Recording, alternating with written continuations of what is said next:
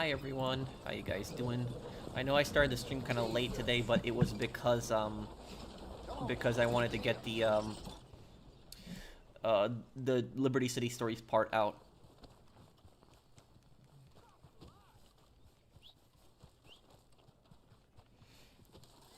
Hey everyone, hey Golden Stripe, John Doe, James, hey everyone, Peter, Zach. How you guys doing? Jonathan, Royale, Johnny, Oscar, Fade, Mikey, G Patrol, Brian. Hey everyone. You guys like my Liberty City Stories video?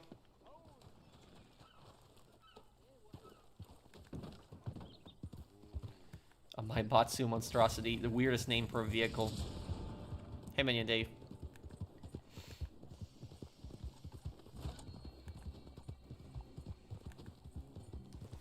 I'm good, Peter. How are you, dude?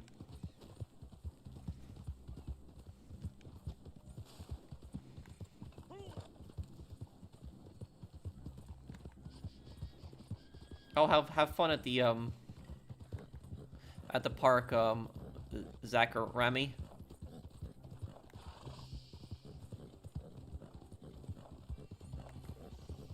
No, I didn't yet, Zach. Hi, Tommy. Later, General. I could probably add her to the PSN party. I'm good, Jafar. How are you?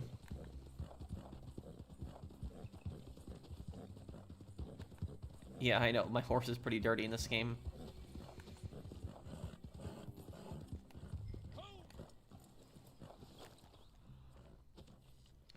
Oh, great. There's so many of them here.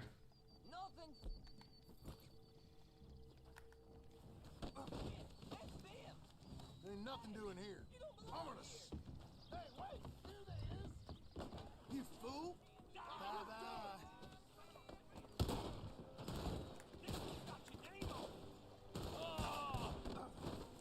Yeah, Halo is coming to PS5. That's kind of crazy. I never imagined Halo would come to PS5. That's just weird.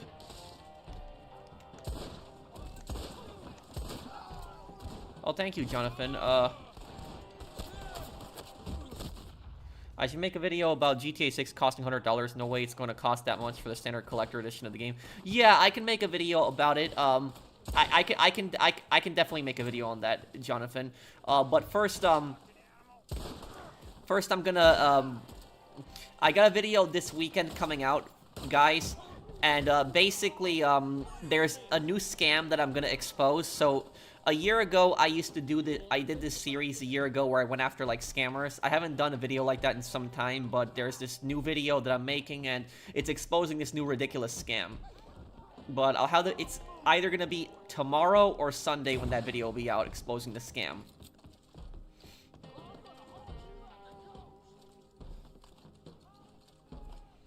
Pro, I need help. The one professor is returning. His investigation was sabotage. How do I protect my students from him? Do I warn them? Do I warn them all or what? Just... Can you just remind me again, what did he do against Suspect 13? Thank you for the super chat. I remember you talked to me about some professor that was causing problems a long time ago. And I told you to report him, right? But what did he do again? Can you just remind me? Thank you for the super chat.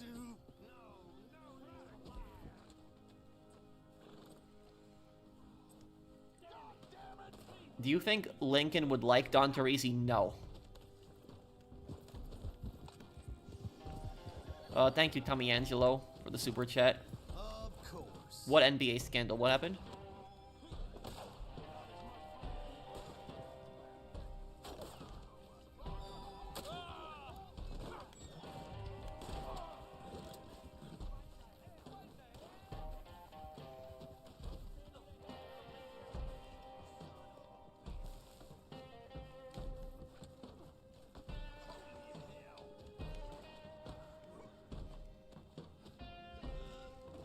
Liberty City Stories theme song, I think, is the best one in the series. I think it is.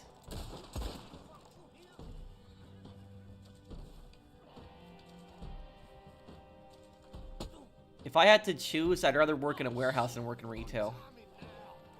Do I like the Battlefield 6 multiplayer? Yeah, it's fine, but I can't play it solo. I can only play it with friends.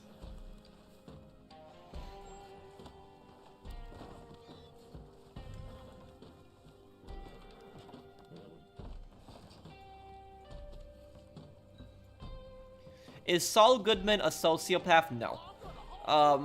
The reason he's not a sociopath is because he has remorse over stuff that he does. He feels bad over stuff that he does. So no. Sociopaths almost never feel remorse.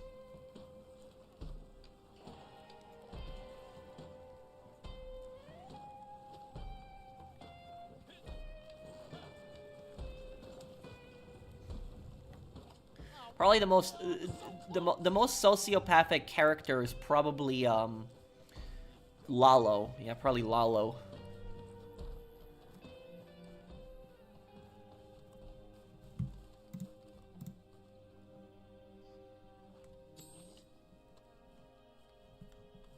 Did you leave a comment also? Do I eat noodles? Yeah, I like ramen and noodles, yeah.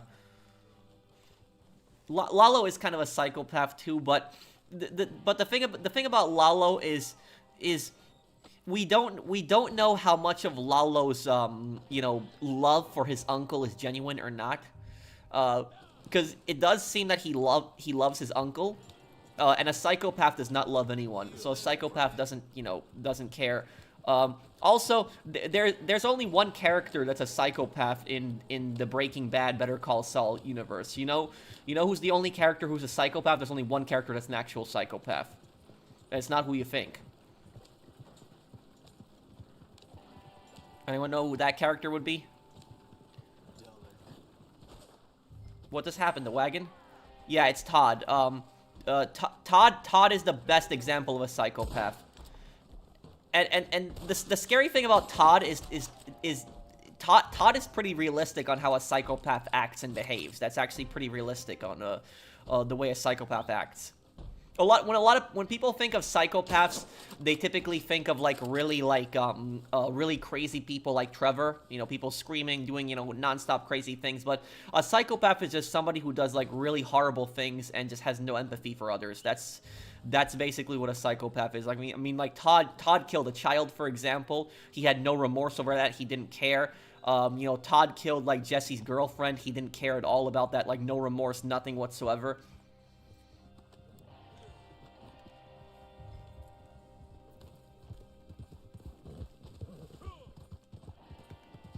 Also, the really scary thing about Todd is how polite he is. Like, he's so polite. That's what's honestly terrifying about him. Is Tuco a psychopath? No, because he loves his family.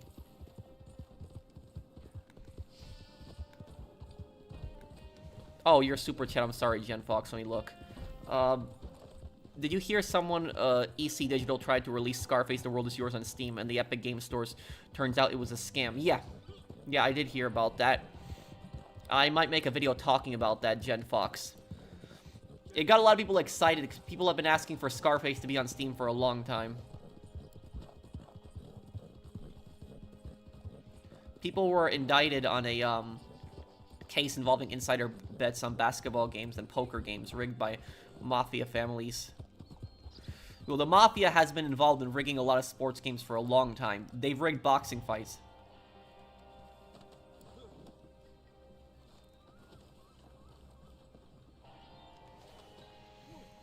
Hey Patrick, hope you're doing good. I'm doing good, Jacob. How are you? Thank you, John, for subscribing to the channel. Hey Pro, can you read my comment? Just want your opinion.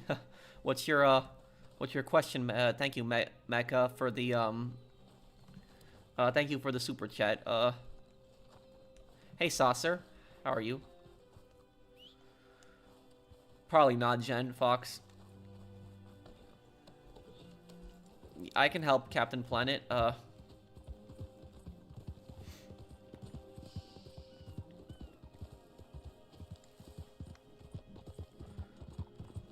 Touching coercion for better grades, worse stuff. My God, that's horrible. It's disgusting. I don't know what. Honestly, I don't know what else you can do, Suspect 13. If you've reported this professor to the, university and they haven't done anything about this, and the only thing left is to basically report him to the police. But I don't. You told me there was an investigation done, but I mean that's I don't know what else you could do in that situation. It's okay, just a reply coming from you. I love your notice, and I watch your series, and I truly love them. Thank you, Mecha. Gus is definitely a psychopath. No, no, Gus is not a psychopath. The reason is because he, what was it, Gus loved his partner. I forget his name. I forget the guy that was killed by Hector, but that is, a psychopath does not love anyone.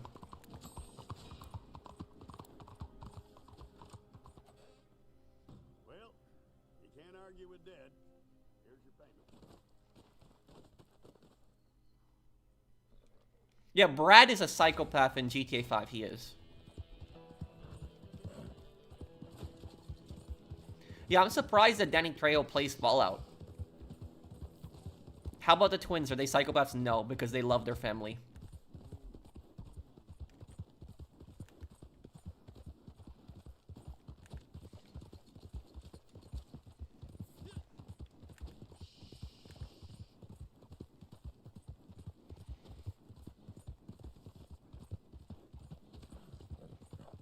Is Claude a psychopath? Yes. Do you think Tony Soprano's dad could be based off Johnny Boy Soprano? He is. That's who Tony Soprano's dad is. He's based off of Johnny Soprano.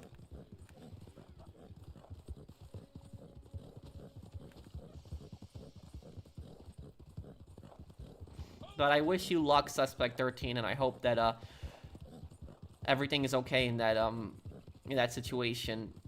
I would talk to the university staff, like the upper people in staff, and like let them know your concerns. That's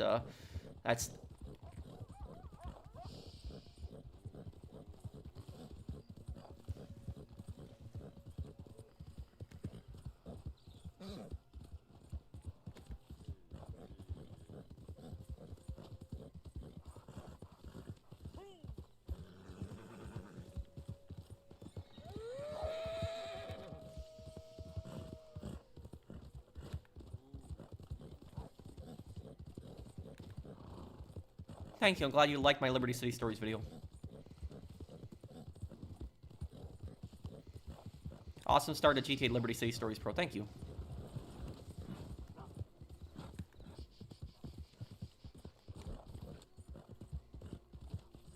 There's a lot of drugs in New York. Yeah, there's a lot of drugs.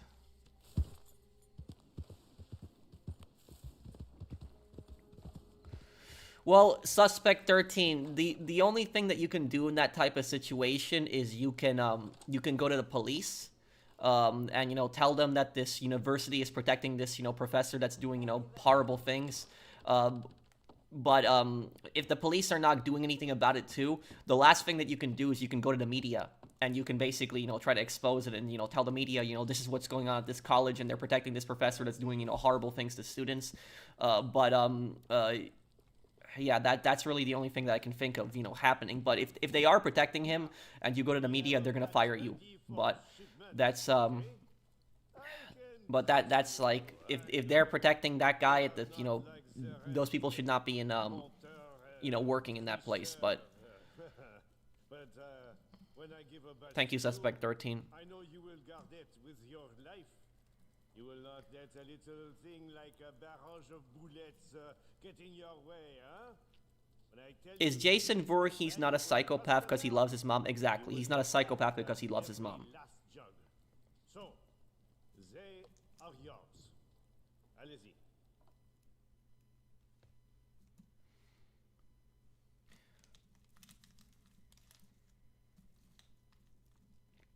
That is the easiest way to that is the easiest way to tell if any character is a psychopath. The easiest way is just think, does this character love anyone? Like anyone, even family members. If they don't love anyone, they don't care about anyone, they're a psychopath. That is that's the best way to figure out if a character's a psychopath or not. Was it stressful moving from New York to the Midwest? A little bit. The drive was a bit stressful, but I got through it. No, standing. He's not.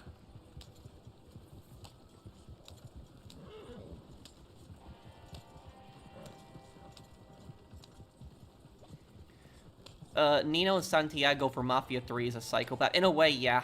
I would argue he is, yeah.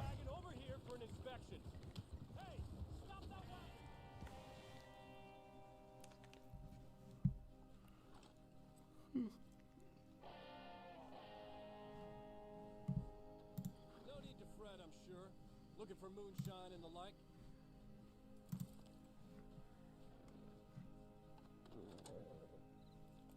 I wonder what it is I've caught. Well, don't physically do something, Suspect 13. Don't do that. Just report this guy to the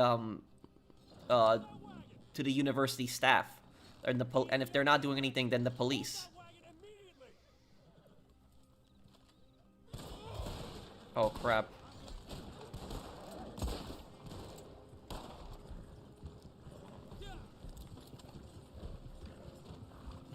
Thank you, Ryan.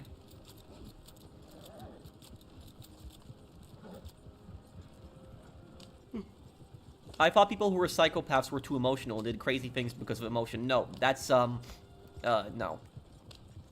That's an unstable person. Psychopaths can be pretty stable people. Yeah, suspect, don't do anything physically yourself. Just report that guy to the police. Is Polly from The Sopranos a psychopath? No. The only character on The Sopranos that's a psychopath is Tony's mom. When people think of psychopaths, they usually think of men, but women can be psychopaths as well.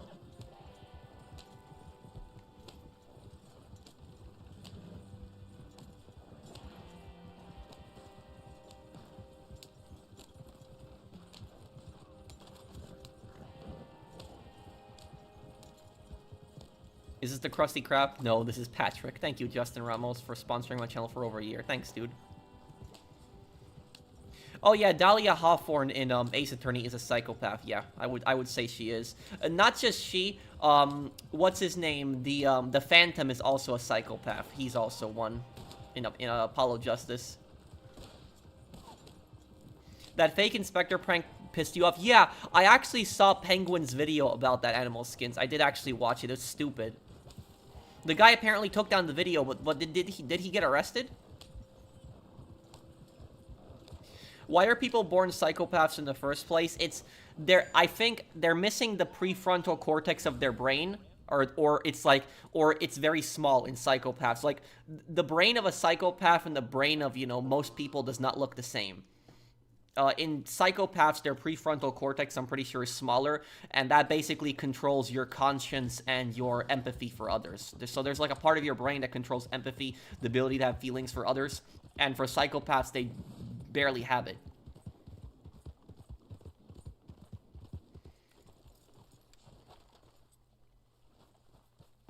I think maybe I overdid it a little.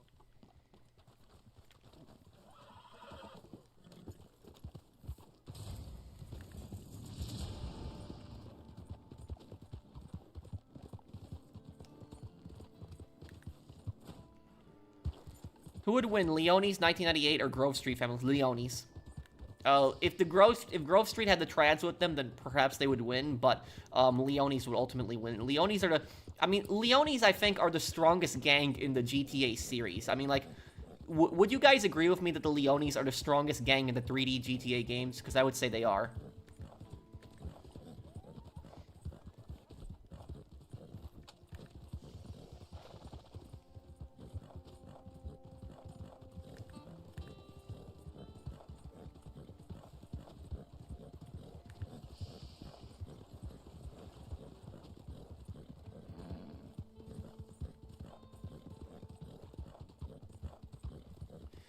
Do CEOs have psychopathic tendencies? Yes, a lot of there are studies that have been shown that a lot of CEOs have psychopathic tendencies. It doesn't mean they're psychopaths, but it means they have display psychopathic behavior.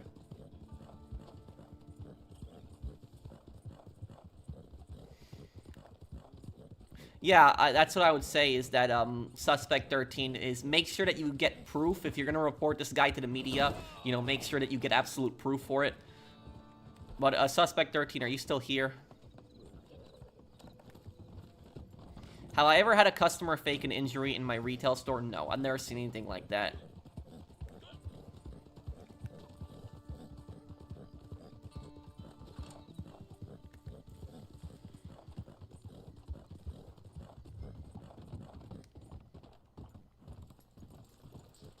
Not a thing. Yes, son ellos. Hey, you gotta get out of here right now. Get out of here before I hurt you. Is there a cure for psychopaths? No, there isn't.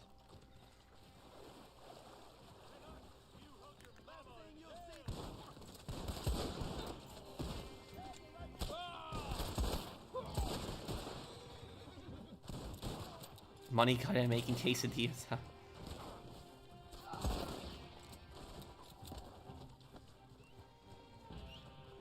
Would I count you in one of my top 5 presidents? Yeah, I would say so. I think that I think that Truman was a great president. I think he was.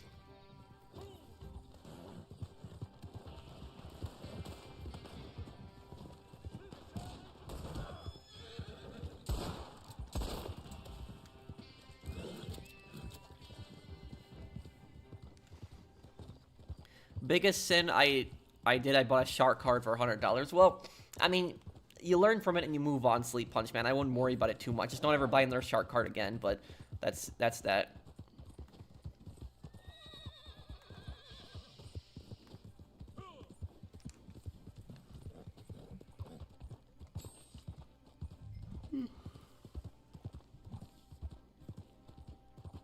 Harmon blatantly reusing Sniper Wolf pisses off Patrick. What are you talking about, Bork? Thank you for the super chat. And Suspect 13, are you still here, dude?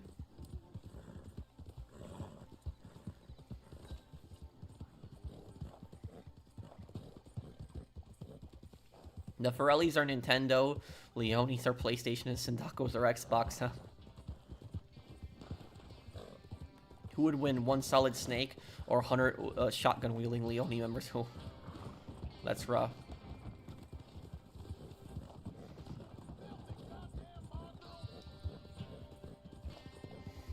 What do you think is way worse, hackers or scammers? Well, hackers a lot of times can be scammers if they because here's the thing is when hackers get into somebody's account, they usually get into somebody's account through deception.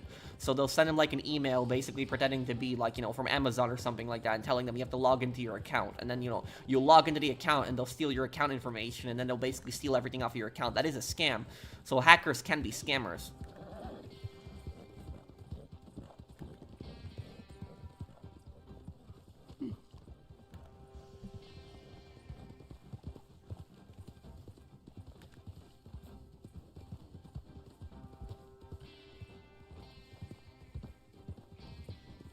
When I used to work in retail, I had a customer who came in once with a loaf of bread and half of it was gone and they asked for a refund. What?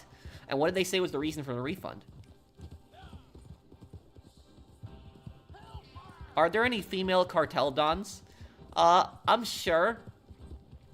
The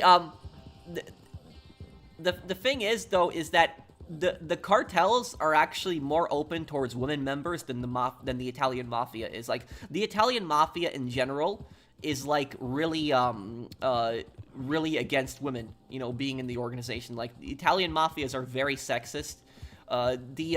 There are women that operated in the Italian mafia and they became pretty powerful, but there isn't such a thing as like a made man for a woman. There's no such thing as a made woman. It doesn't exist. But the closest thing to, like, you know, female mafia bosses is there was times where, like, a mafia boss would die and his wife would take over. Like, there was stuff like that that happened in the past in, like, a few families. But that's about it. The cartels have way more, you know, female members than the Italian mafia does.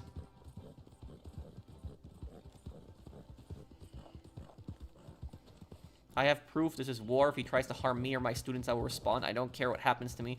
I don't want my students harmed. I would, literally,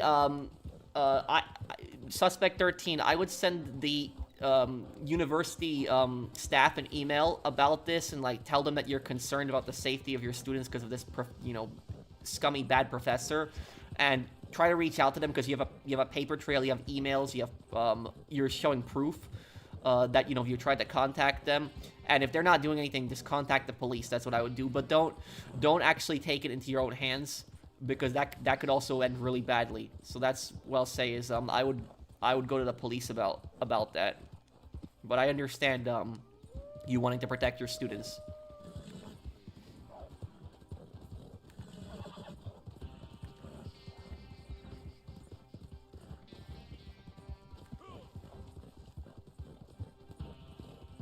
Can you please make a day in the life video? What's that?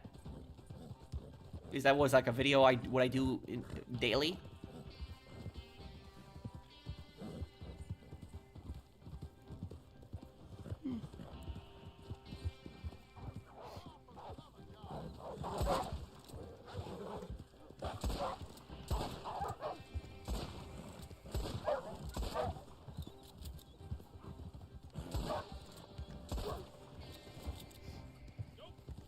I think Enclave will come back in Fallout Season 2. You know what I'm really curious about? I'm really curious to Legion in Fallout Season 2. Like, I hope we actually see Legion towns. And I hope they explain what happened to the Legion. And also, I don't want them to portray the Legion as incompetent. I don't want that. I don't want them to be portrayed as, like, you know, dumb people. The Legion are not dumb. Hey, Brandon. Good suit for Red Dead Redemption. Thank you, dude.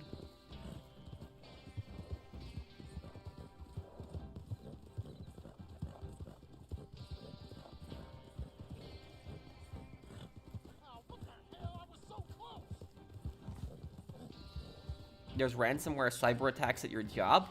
Well, what kind of job do you work at? Do you think there's parallel versions of 3D protagonists on the HD universe? No, I don't think so. I mean, there's some characters that are based on characters from the 3D universe, but nothing like parallel.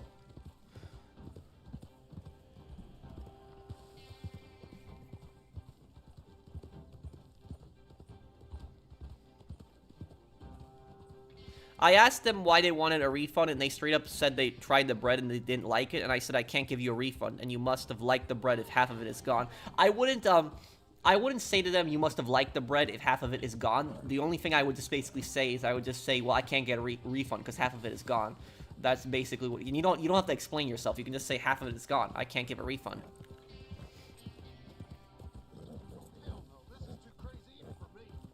Lore video on how to change a smoke detector. You know the funny thing about that is I have a handyman that helps me with my rental properties. And I actually asked him, do, you know, college kids call you and, like, ask you to change the battery in their smoke detector when it's beeping? He's like, yeah, it happens all the time. So it's, yeah, people will actually call a handyman for that, for just, like, literally just popping out one panel and just putting in a battery. That's...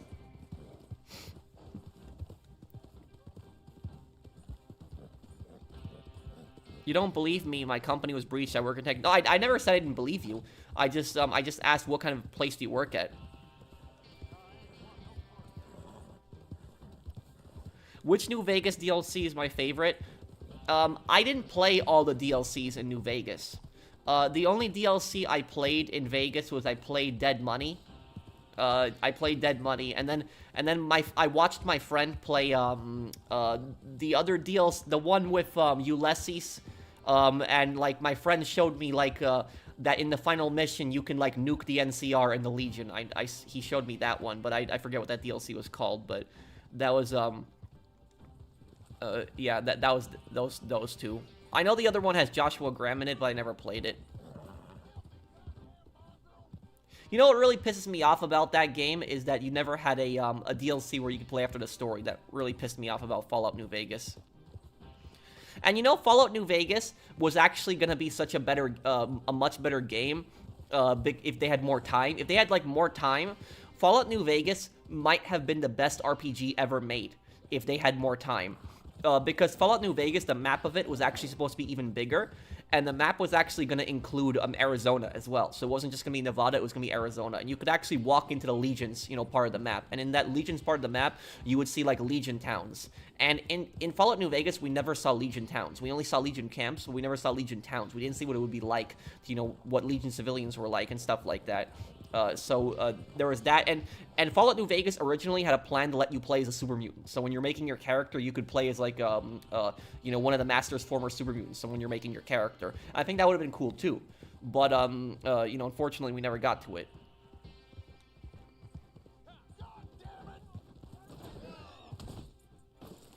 Hey, Pat, I just came back from Italy. You saw the news? Somebody bombed the car of a reporter there. Thankfully, it's fine. Is it the Sicilian Mafia? The Sicilian Mafia did car bombings a lot in Italy. They were the ones who always did car bombings. So it's that was a signature that they did. But that hasn't happened in a long time. Hey, Marcel.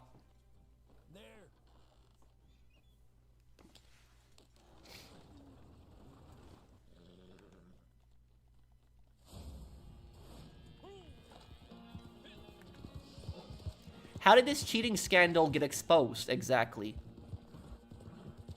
Like, somebody must have talked. Like, how did that get exposed? It's okay, Brandon. You want to know, you guys want to know something really funny?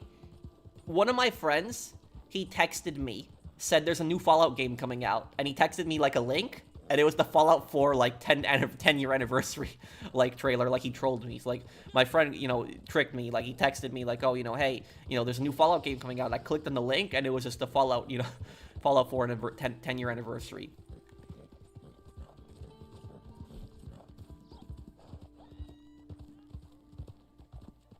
Can you invite me, who needed help with their, General, start up your posse. I'll join your posse.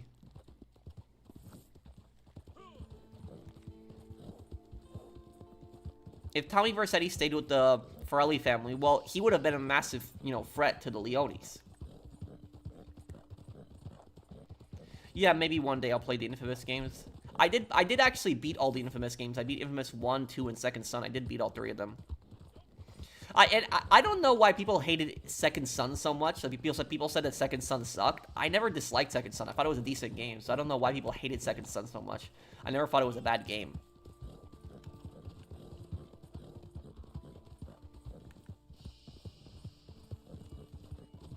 Fallout 4 expanded and enhanced. Thank you for the super chat, Jimmy. Yeah, that is what it is. Fallout 4 expanded and enhanced. Like, what is the difference between, like... Can somebody in the comments, like, explain to me, like, what is the difference between Fallout 4 PS5 and Fallout 4, like, the 10-year anniversary thing? Like, what is the difference? Like, what is the difference? Like, is there a graphics upgrade? Like, like, what is different? Can somebody, like, explain that to me?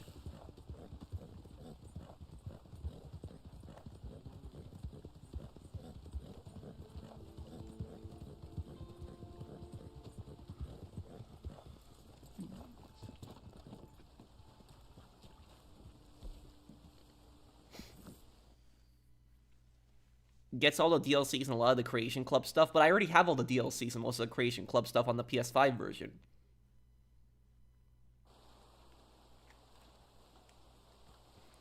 His name is Sigfrido Ranucci. Someone did a car bomb in Pomezia, a town near Rome. He's an investigative journalist with a program on Ride 3. Huh.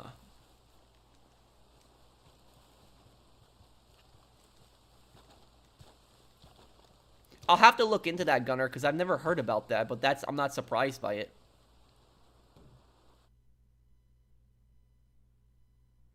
I'm your boss's partner.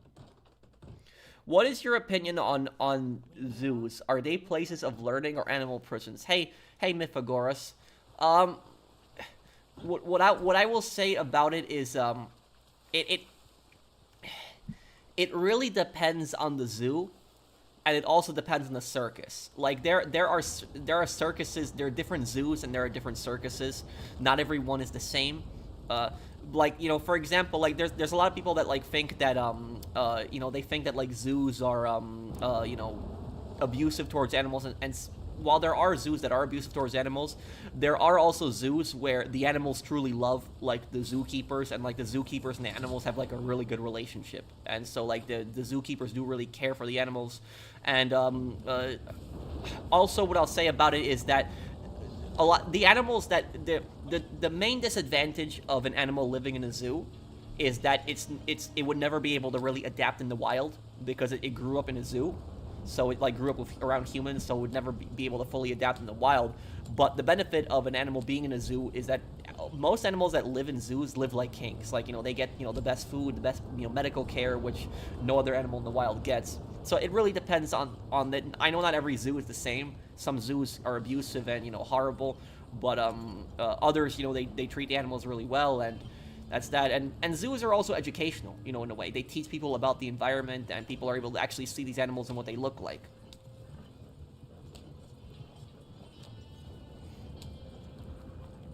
Just played New Vegas Ultimate, it's so buggy. Oh, I'm not surprised. And I don't understand one thing.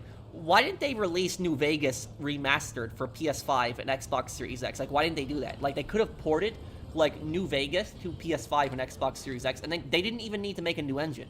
They could literally just make an HD version and just port the existing game over to PS5. And, PS5 can 100% run it. PS3 ran it. So that's I don't understand why they couldn't have just done that. Thank you, Suggesto. I will listen to you if it goes south, all bets are off. Okay, Suspect 13. Well, I hope everything's okay. Just, I wouldn't recommend to you physically, do something yourself. Just, talk to the university staff, and then, the staff aren't doing anything, report to the police, and literally, what you can do is you can go to the media, because if the police and the staff aren't doing anything, the media will get a lot of attention, and at that point, the staff will have to do something, probably, but... Favorite gang boss, veteran, child, Mr. Sunshine, or general? I like the general. As a gang boss, he was like a very, cold-blooded guy, but also seemed like a very intelligent guy. I hated the general's death, though. Like, I didn't like how the general died in Saints Row 2. I didn't like that. I liked how Mr. Sunshine died. Like, Mr. Sunshine, I liked his death, but I didn't like General's death. Like, because General's death, he was just like, he ran into the shopping mall, and then out of nowhere, he just shows up with this giant, like, turreted truck, and you just blow it up, and then he's just dead. Like, I never liked his death.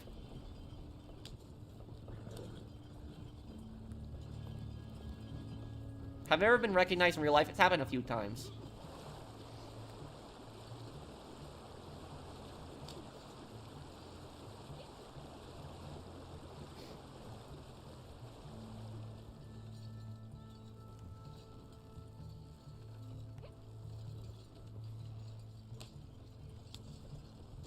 New Vegas is almost unplayable on PS3. Well, I remember it did freeze a bit on PS3, but I still was able to beat it and get a I think I have a platinum on it on PS3.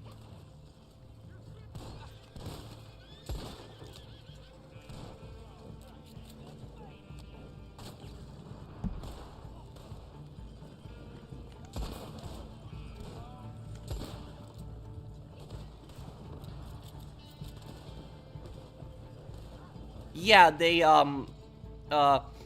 it's that family that I know that has the, about the Markellos, the Markellos, there's a bunch of conspiracy theories with them and the JFK assassination. Like, there's conspiracies that they killed JFK. That's the thing that they're probably the most known for.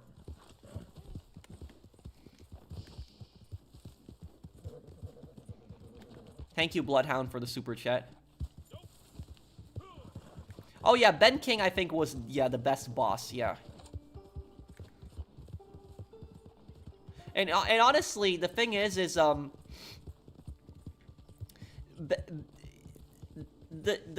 reason, here's what I will say, is Ben King is probably my favorite Saints Row character. Out of all of the Saints Row characters, like, even all the Saints, I would say Ben King is my favorite one, even though he was an antagonist. And the reason that I like Ben King so much is because Ben King did not want to be a criminal. That's the thing about Ben King. He didn't.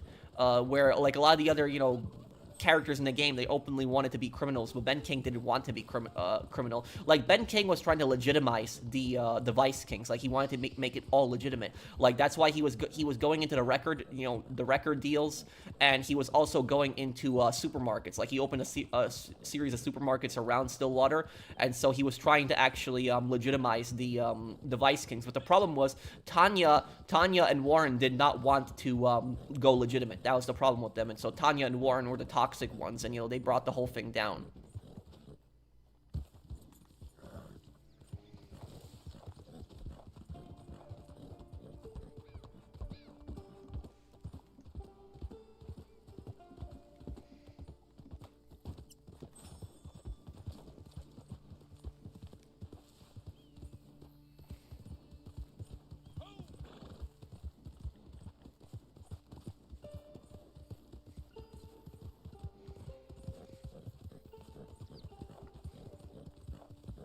And the thing about Warren is, remember how Warren talked crap to Ben King's face? If anybody else did that, like if anybody else talked smack to like a gang boss's face like that, they would kill you. Like anybody would kill. And so like Ben King is a very respectable guy. Even after that, he didn't even kill Warren. But that was probably Ben King's mistake. Is that honestly Ben King should have gotten rid of Warren? Like he should have gotten rid of him early on because he was a problem.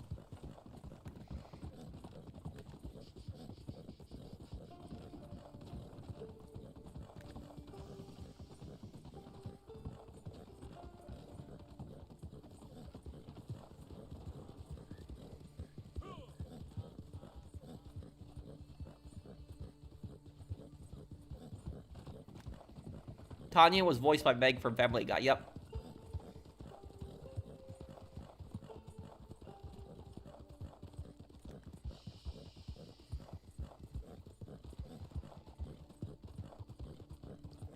Yeah, I kind of did get a little bit of Sollozzo vibes from him, Gunner. He is creepy, yeah. What do you think of Julius? I think he's a greedy, selfish guy that was pretending to be like a good guy.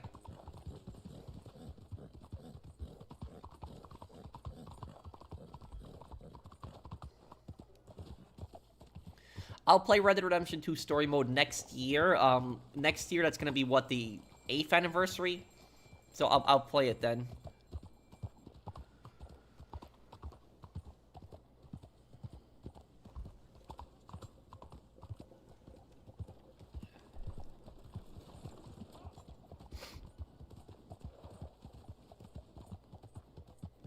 Why did Ultor offer Dex a job? Because they saw how smart he was. Dex was a very intelligent guy.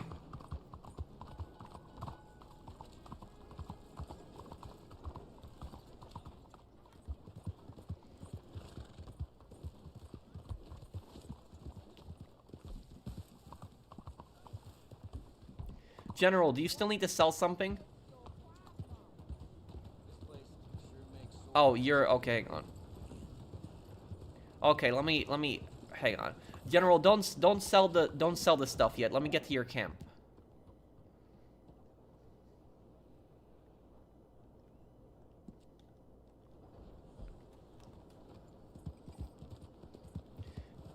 I wanted to get back into Red Dead Online. Do you have any advice for me not to get bored?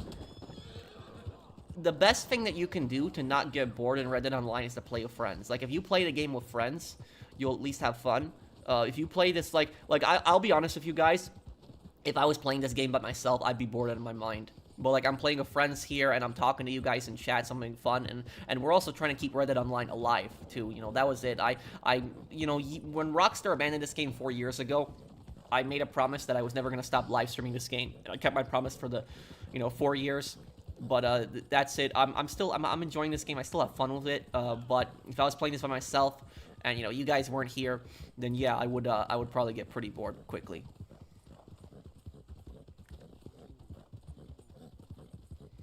Just think about that. 4 years ago, this game was abandoned. Think about that. Just think about all the DLC we could have gotten on this game. Like, just think about it, all the DLC. Like, so much DLC, so much content that we could have gotten on this game. And this game was just abandoned. Just think about everything we could have gotten with this game. So, this game was abandoned in what, July 2021. That was July 2021. We would have had December 2021, July 2022, December 2022, July 2023, December 2023, July 2024, December 2024, July 2025. That means that we would have had 8 updates. 8 updates we would have had on this game. If this game was not abandoned, we would have had 8 updates. So literally just think about that. 8 updates that we would have had.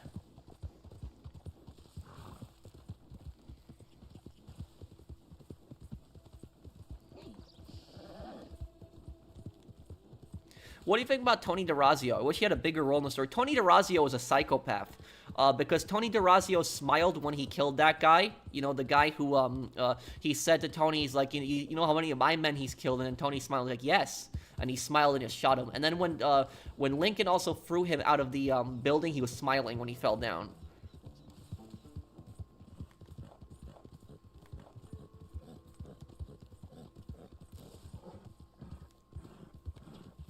Okay, General, you can sell it.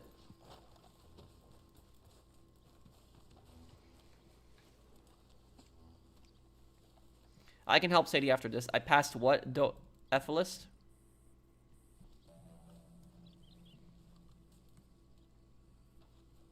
You got ousted for donating on someone's stream? What do you mean?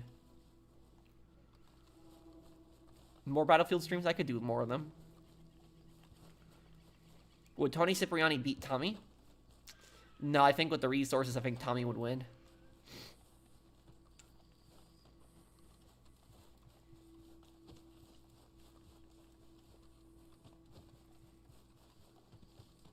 Battlefield is not a Call of Duty reskin. No.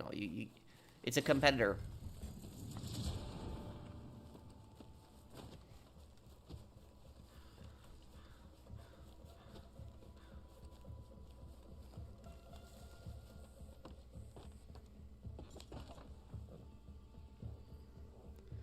Thank you, JBK, for sponsoring my channel for 2 years.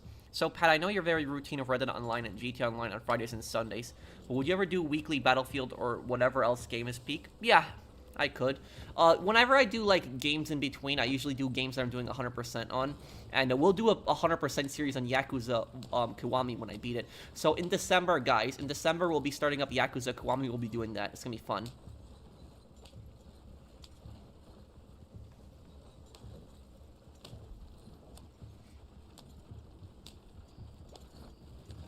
This girl on TikTok said she was sexually assaulted because she went to drop off food at a DoorDash delivery and saw a man while he was sleeping and the door was peeked open.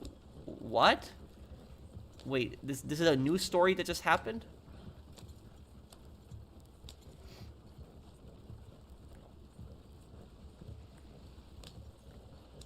That's horrible.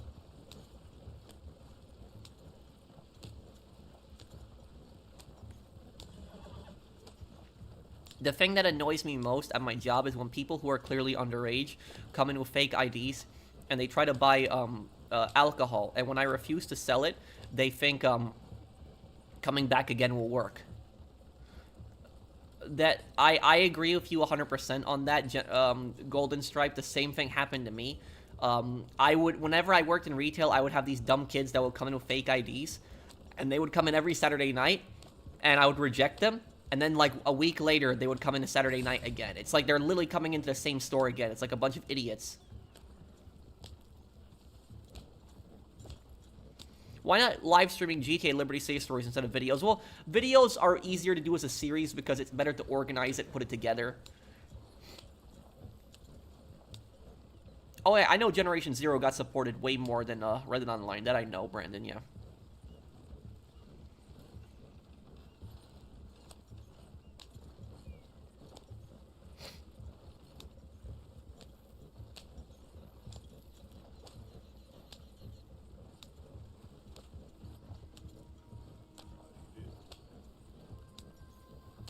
There's a lot of series I gotta get to, Gunner.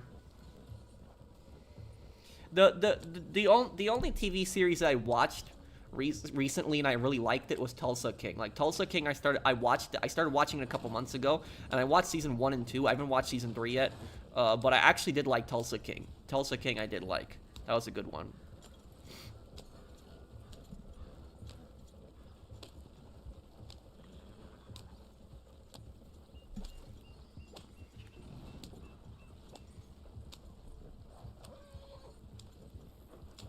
Can you post it again, Ephelist? Do you think Salvatore was a good boss? I think he was a pretty bad Mafia boss. I don't think he was a good boss. Remember that Tony was so loyal to him, and then what did Salvatore do? He screwed him out of $500,000 in at the end of Liberty City Stories. Do you have any tips on cutting down on junk food, Pro? Yeah. Here's the best way to cut down on junk food. Pick a specific type of junk food and never eat it again. That's it. Because it's way easier to never eat a specific type of junk food than all junk food. And here's the thing is, you might not like my answer on this, but it's not bad having junk food every once in a while. Like, I know there's these crazy people that, like, they work out, like, nonstop, like, always working out, and they're so obsessed with their physique and their bodies, and they're like, oh, I can't have, junk food or, any of this stuff ever, and they go after people who criticize them and think that they're stupid. But here's the thing is, life is there for you to enjoy it, too. And so, like, I eat unhealthy foods. Like, I eat hot dogs, I eat hamburgers, because I like them. They taste good. So, I know they're not the most healthy for me, but I don't eat them every day. I eat them every once in a while. And so that's basically it, is that it's not bad having junk food every once in a while. So just don't have it every day and you'll be fine. Like, I like potato chips. I do. I like barbecue potato chips especially. And so, like, I eat a lot of potato chips. But I don't eat it every day, but I do. But that's basically, I'll say that, the thing I gave up on is I gave up on soda. So soda, I stopped drinking soda. The last soda I had was literally 13 years ago. That was the last soda I had. So the only thing I drink is I drink like tea, coffee, juice, in water. That's pretty much it. Sometimes I'll have an energy drink, but it's very rare. I usually don't like energy drinks too, but sometimes I'll have them. But one of my friends, he works out a lot. He's a pretty big guy. I grew up with him, but he told me that I can really eat anything I want. He told me, you can eat hamburgers, you can eat pizza. He just told me all you have to do is burn the calories and you'll be fine. I don't know how true that is, but that's just what my friend told me. He told me that you can eat anything you want as long as, you burn the calories. So he's like, just work out and you can pretty much eat, what you want. But I wouldn't recommend eating junk food every day. But that's, yeah, that's basically what I'll say about it. So life is worth, life is there for you to enjoy it, and, these junk foods, like I said, is that they might not be the most healthy for you, but they taste good. That's why people like them. They taste good.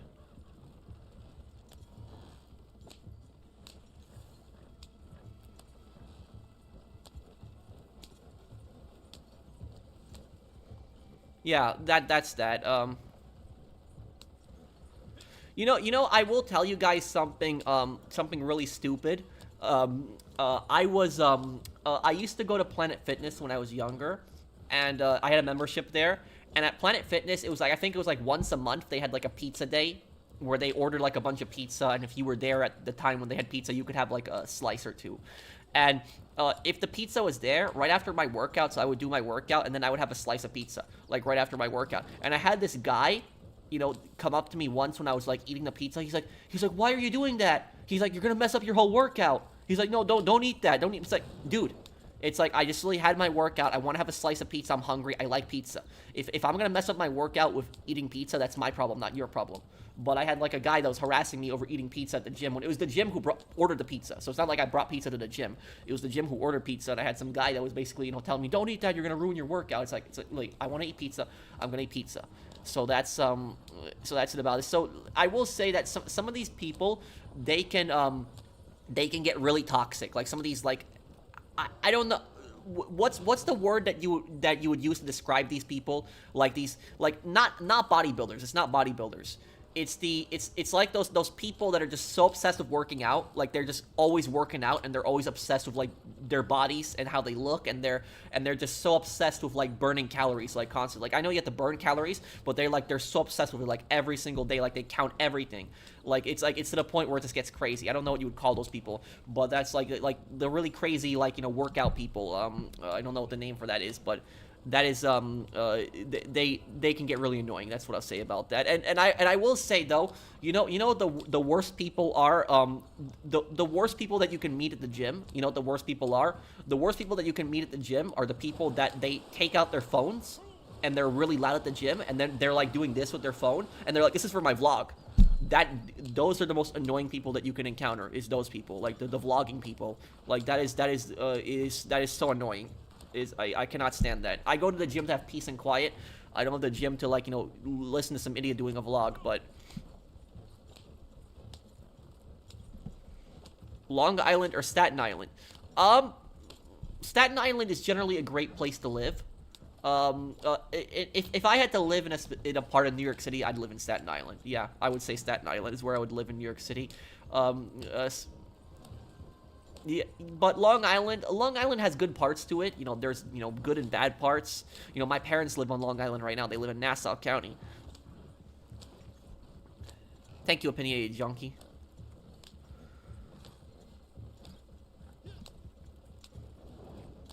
Hey Pat, you should play Crisis 1. It's set in 2020 and North Korea is a superpower and has stealth and free roam.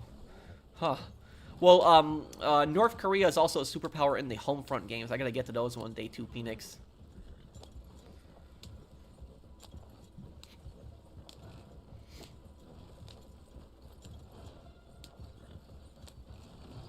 Did I watch the Western movies Red Dead inspires from? Not really. The thing is, though, is if I'm gonna watch, like, something Western, right, I really don't like watching movies, usually. I like watching TV series. So if it's like something TV series on the on a Western, I like watching that. It was I haven't watched Yellowstone. Like I know Yellowstone is like 3 different series. Like there's a modern one and then there's like one in the 1900s. But there's the Young Riders. Has anybody ever watched the Young Riders? The Young Riders, you can watch that for free on PlayStation. So if you have PlayStation, you can watch it for free. It's on the Pluto TV. On Pluto TV, you can find it. But Young Riders, it's a 1990s show. Not a lot of people know it. So there's I think like 300 or 200 episodes. There's a lot of episodes. But it's basically about these guys that work on this farm in the Midwest. So it's in the Midwest, but it's in the Wild West. So it's not like necessarily the desert. But there are a few episodes where they go to the desert, like the southern states. But they are basically like messengers. Like the Pony Express. They deliver mail for people, and like every episode is like something different happening. But there are bandits, bank robbers they encounter, like a lot of different situations, like scammers.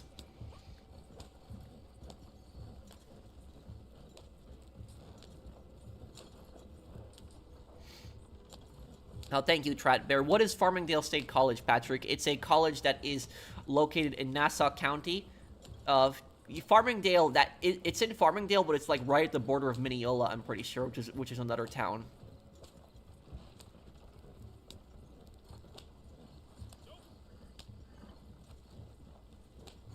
Any idea what game you're playing for Halloween yet?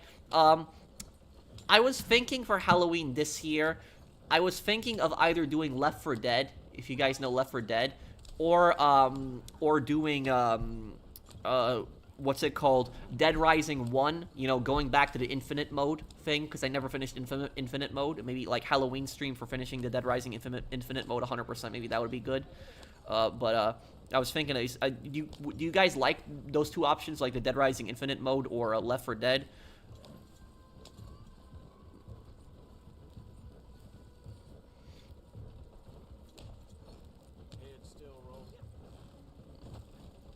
Left 4 Dead? You know what I'll do? I'll do a poll. And I'll ask people. But if I'm gonna play Left 4 Dead, though, I'm gonna play on the Xbox. That's probably what I'll play on. And people can join me. But I'll do it to a poll. I'll ask in a poll, what people want me to, if it's Left 4 Dead or Dead Rising, and I guess we'll, Days Gone Permadeath. I want to do that one day. One day I'll do it. One day I'll do it. I just don't know when, but I'll do it one day. And speaking of which, next week, the Days Gone lore video is coming out next week. So next weekend, the Days Gone lore video is coming out next weekend. So that it'll be out next weekend.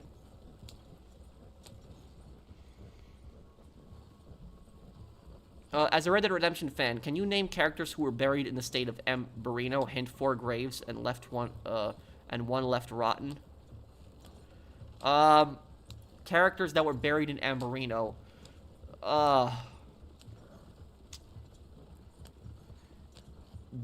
Wasn't Danny one of them? Danny, he was a character that wasn't seen, but he died early in the game. He died pretty much at the start of the game.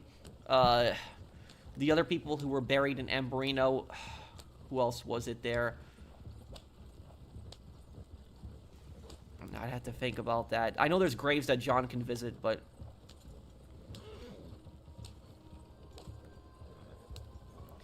But, guys, I have a question for you.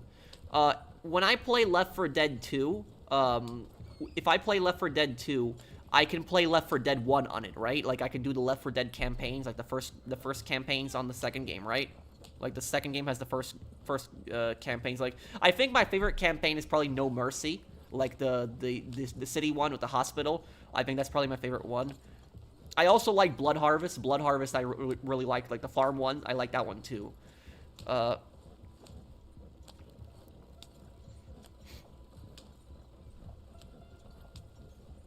Davey, not Danny.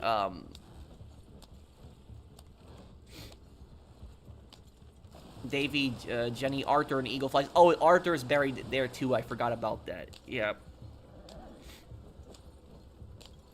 Play Left 4 Dead co-op with 4 people, not solo. Okay, Isaiah. Thank you for the super chat.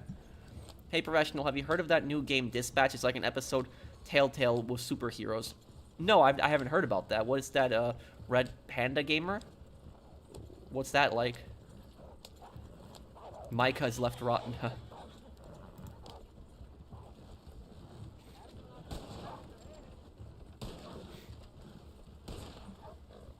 Who will win in a mob war, the Punchinellos or the DeMarco's Punchinellos? Arthur was probably the ultimate gunslinger.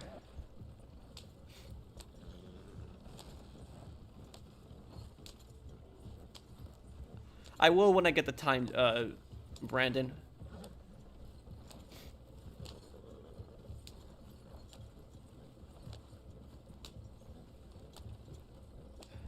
Yeah, I heard that Infinite Warfare, the storyline in it is a, it's a storyline about, like, Mars in the future, like, Mars is an independent country. That is kind of interesting.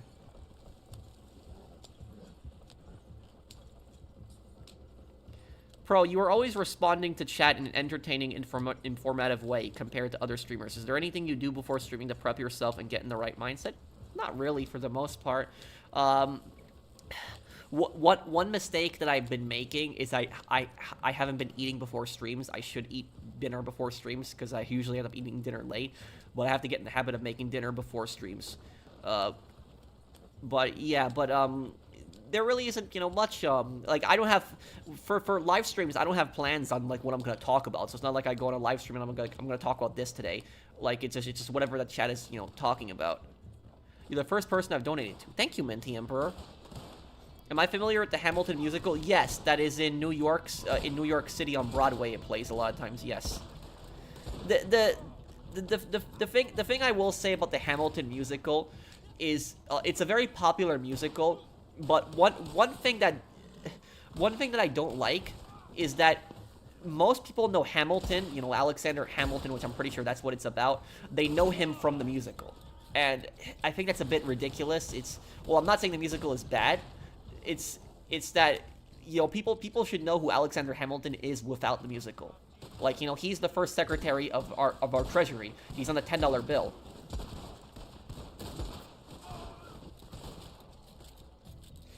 Do you like tornadoes? Hell no. No. I've seen tornadoes before. Exquisite vibes. I've seen them here in the Midwest. They're not fun. Some dude tried to kiss a streamer. Oh, didn't that happen at the TwitchCon thing? Thank you, Opinionated Junkie.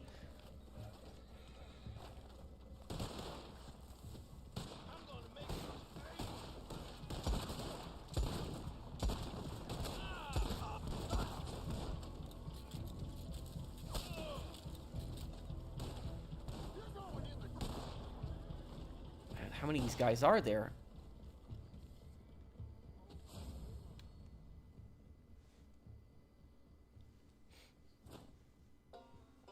I don't normally comment, but I enjoyed watching your content since 2018. Keep up the great work. Thank you, Red Rose. Thank you.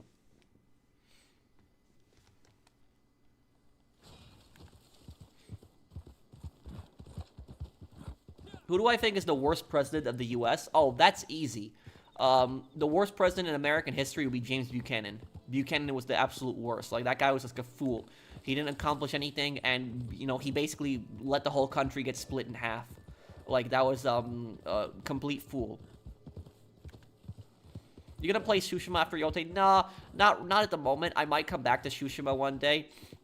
But I really hated fighting the Oni. Like, I hated the Oni in Yote. Like he was really annoying. Like, I died against him like probably 30 times. I didn't show that all on the part. I showed one time where I died because it would have been ridiculous me dying constantly. But it was like he was annoying. I hate that spinning attack that he does. Like, I hate that spinning one. That one's the worst one that he does.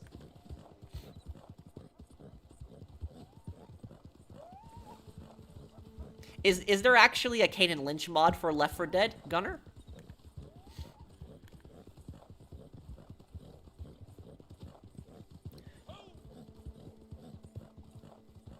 I'm so happy about the play for Liberty City Stories. Thank you. Sadie, you needed help selling, right? Can you invite me to your posse, and I'll help you sell, too? What are your thoughts on Andrew Johnson? The guy was an idiot. He opposed Reconstruction. He gave pardons to so many Confederates after the Civil War. You know, and also, Andrew Johnson was a puppet of the Ku Klux Klan. That's what he was. During his presidency, he got thousands of people killed, like hundreds of thousands of people killed. Like, there was like thousands of lynchings that actually happened in the southern states. Like, right after the Civil War, if you were like a black person that like lived in the southern states, you want to try to get out of there as quickly as you can, because the southern states were just so violent. Like, right after the Civil War, while slavery was abolished at that time, what happened was there was like mobs of Ku Klux Klan that were basically going around towns, and they were just like catching black people and hanging them from trees. That's how bad it was, like, in the South, like right after the Civil War. It was like so violent, it was so barbaric, and Johnson did nothing to stop that. Like, that was happening, Johnson did nothing. Like, there was like murders that were happening routinely in the South. He did nothing to stop it whatsoever. So like, Johnson was just a scumbag. The only good thing that Johnson did in his entire, you know, presidency, the only good thing I'll give him is he bought Alaska, which Alaska is one of the best, you know, best deals I've ever gotten. So he bought Alaska. That was his only accomplishment. But other than that, he was, you know, a terrible president.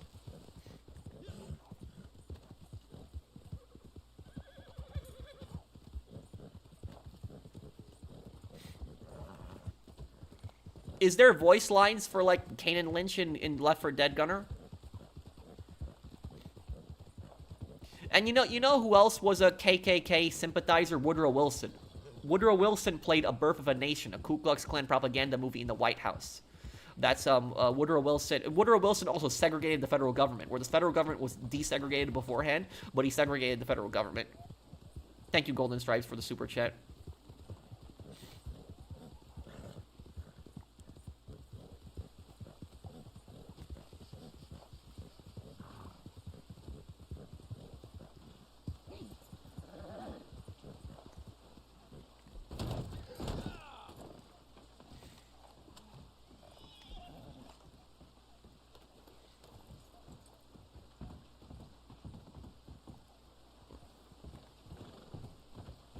The Clementi family is very similar to Pecorino. No consigliere, no underboss. Yeah, I would agree with you on that. Exquisite vibes. Thank you for the super chat. Yeah, Clementi's were fell apart so quickly. It was a disaster. I don't know why they insisted on having the meeting at the hotel. They should have had the meeting at Clementi's house. I don't know why they insisted on the hotel. It was stupid. Thank you, Exquisite. Dispatch is a narrative game where you play as a former superhero leading a team of dysfunctional crew of former supervillains with strategy, and you make your own choices that affect the story. Who made it? The developer. You said it was like a Telltale, but who made it though? And is it available on PlayStation?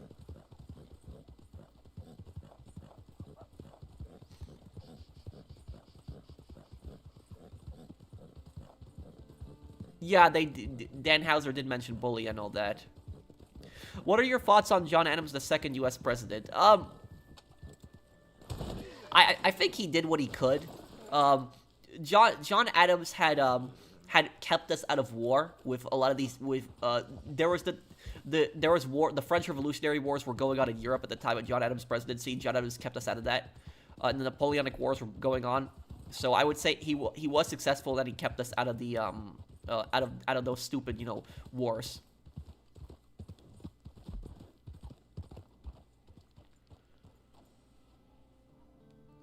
Okay, I'm gonna teleport to Sadie's camp here. Hold on.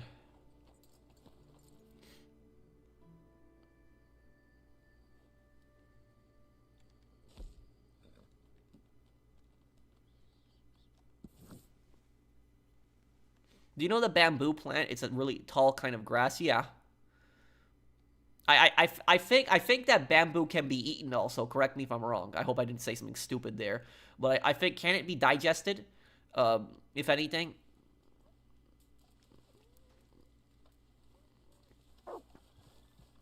What is it? Thoughts on the governor in The Walking Dead? That guy's a psychopath.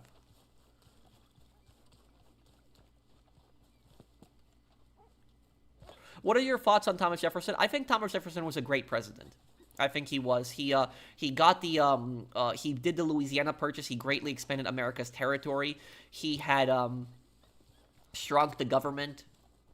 He was a big supporter of individual liberty. He also, Thomas Jefferson was also more friendly towards France than like John Adams was, for example, which I think was a good thing. I think the U.S. should have kept friendly relations with France.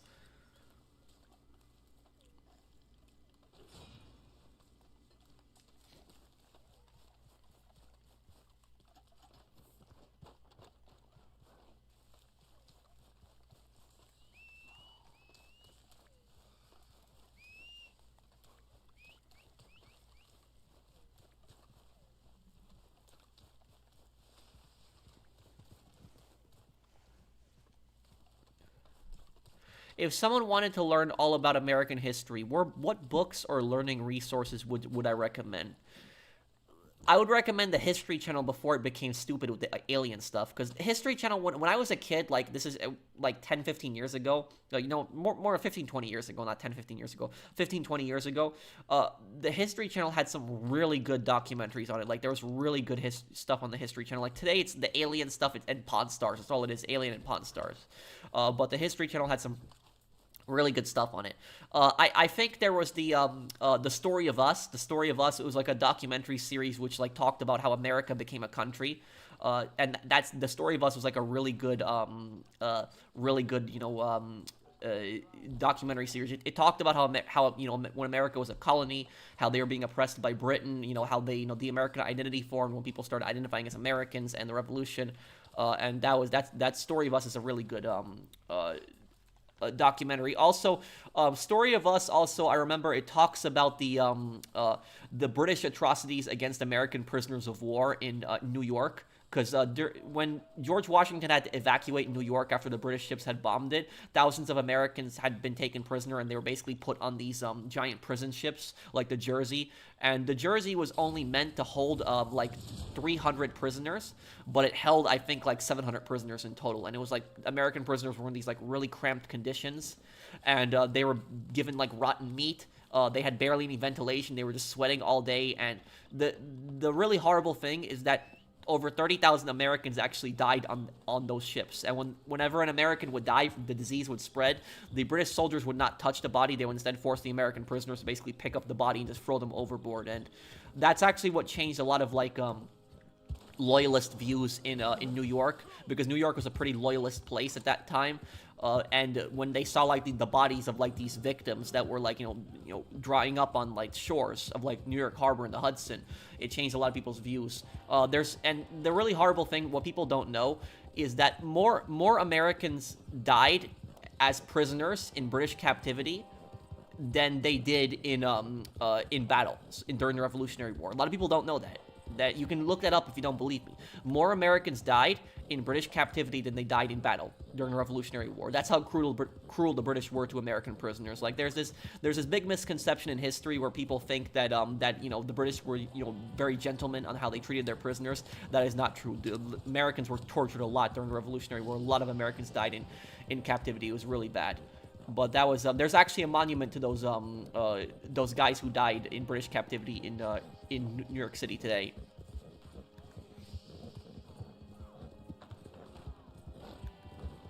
Do you know that the Ku Klux Klan stole capirote outfit from the Spanish Catholic tradition for Holy Week? Shame on the KKK for stealing those outfits. I didn't know about that, Mr. Jesus, but that's also kind of ironic considering the fact that the KKK like hate Catholics. Like the KKK are basically a bunch of Protestant, extremist white supremacists. Is what they are. They're Protestant extremists that are white supremacists.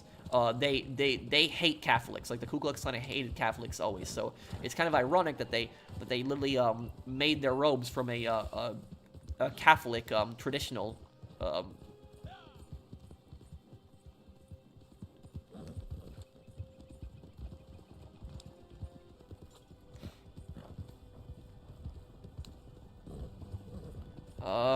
was it? People consider America an empire. Do you agree? To an extent.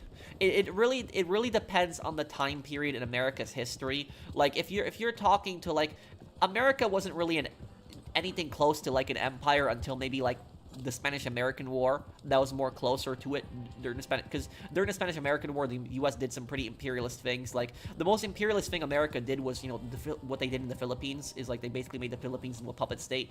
But I will say about that is while America did imperialist things, you can't really say that like America was like an empire like Britain, for example, where like Britain had essentially conquered 25% of the entire world. America had done some imperialist things in the Philippines, but even like the Philippines, for example, the Philippines was not like a complete American colony. Like they had their local government, they had their it was still a puppet and a protectorate of America, but it wasn't like British colonies where like Britain, for example, they would occupy a territory and they would just basically loot it and they would not let the people have any representation. So that's what I'll say about it. Yeah, yes, America did do some imperialist things, and you can make the argument that America is kind of an empire, but like if you like compared America to like France or Britain or or even like the Soviet Union, you look at the Soviet Union was way more of an empire than America ever was. So that's what I'll say about it. Who do I think was the worst leader of the Soviet Union after Stalin? Brezhnev. Brezhnev was the worst one. Yeah, Brezhnev was an idiot. Who's the modern Robespierre? I don't know if there really is a modern Robespierre. I can't really think of someone like him out there.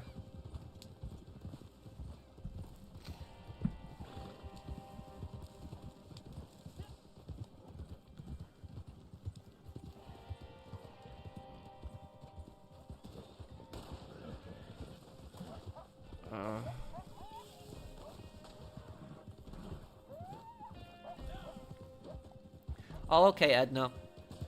And the U.S. did give the Philippines independence. So they did give the Philippines independence after World War II fully. But like, I'm not defending what America did in the Philippines, but I'm like just saying is that like if you compare like what America did in the Philippines and you compare that to like what Japan did, because like yeah, that was some Filipinos when Japan took over the Philippines, some Filipinos thought that Japan was going to be friendly towards them, that they were going to be like liberators, but they realized that the Japanese were way worse than the US when they occupied the Philippines. I talked about what in my Mr. K video? Wait, what's your question? This Dingus Place? Dispatch is on PS5 and $30. Lead character is voiced by Aaron Paul, who played Jesse in Breaking Bad. Oh, really?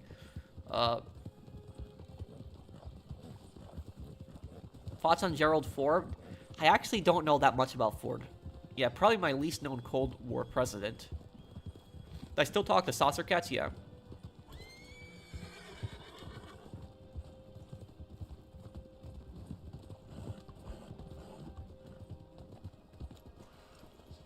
You picked the wrong house, fool. Big Smoke out. I feel like Japan, while being a peaceful place today, still fails to acknowledge a lot of the atrocities they committed in the past, and oftentimes are seen as the victims today in World War III. World War II, I mean. Yeah, and I would say that about that is that is a problem in Japan, is Japan does act like a victim today. Like, in Japan's history, like the way that the Japanese teach World War II history, they act like victims in the way when they teach history. Oh, okay, Dingus Place.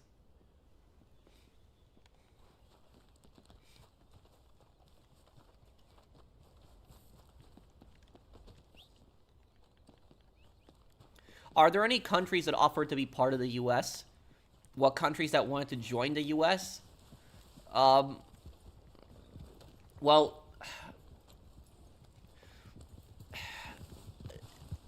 the closest thing to that is Hawaii and Puerto Rico, where I guess it's debatable whether most Hawaiians wanted to join America. Some people say most wanted to, some people say most didn't. There was Hawaiians that wanted to join America, so that I guess that to an extent. Also Puerto Ricans that wanted to join America. What else was it?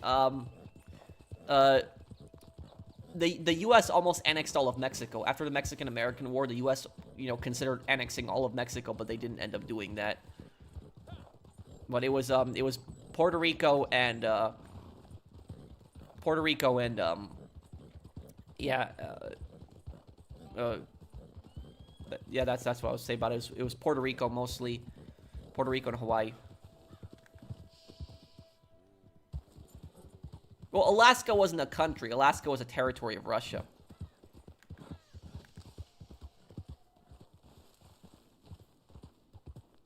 Yeah, bamboo's tall kind of grass shit.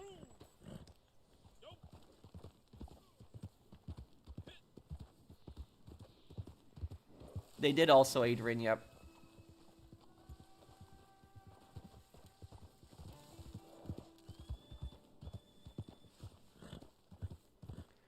You didn't like people eating on the mic, Brandon?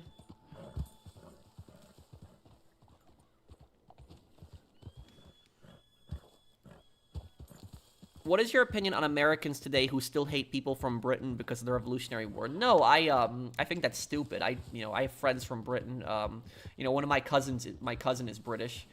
So no, I don't dislike people that are from, I don't dislike people from Britain. I don't even dislike British culture, really.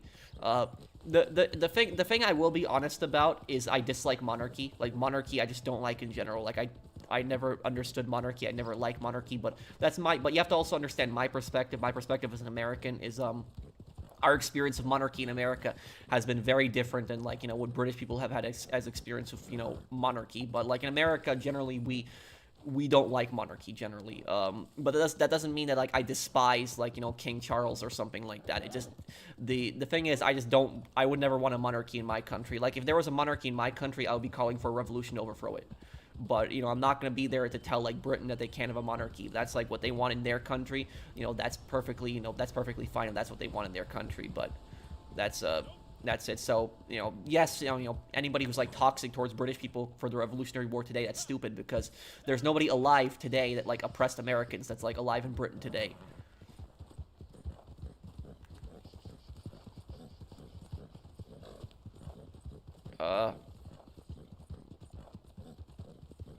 My friend in high school is British, and he gets a lot of crap from other students. That's just kids.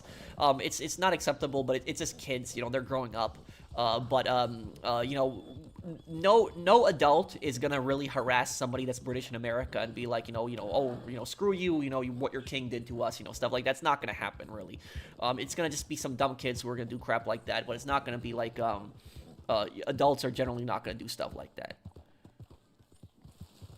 The most that's going to happen is if a British person visits America, the most that could happen is that Americans will just generally ask them, like, why they support monarchy, like, stuff like that. But it's not going to necessarily be, like, a toxic conversation. What would happen if America didn't buy Alaska? Well, Russia would be a lot bigger. Japan wanted to be like European empires. U.S. did in a way, because Japan, to become an empire, European empires took over countries that Japan weakened.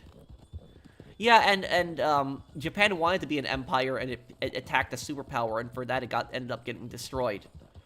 But yeah, Japan took over, colonies. Like Indonesia was a Dutch and Dutch colony. Singapore was a British colony. Hong Kong was a British colony. They took that.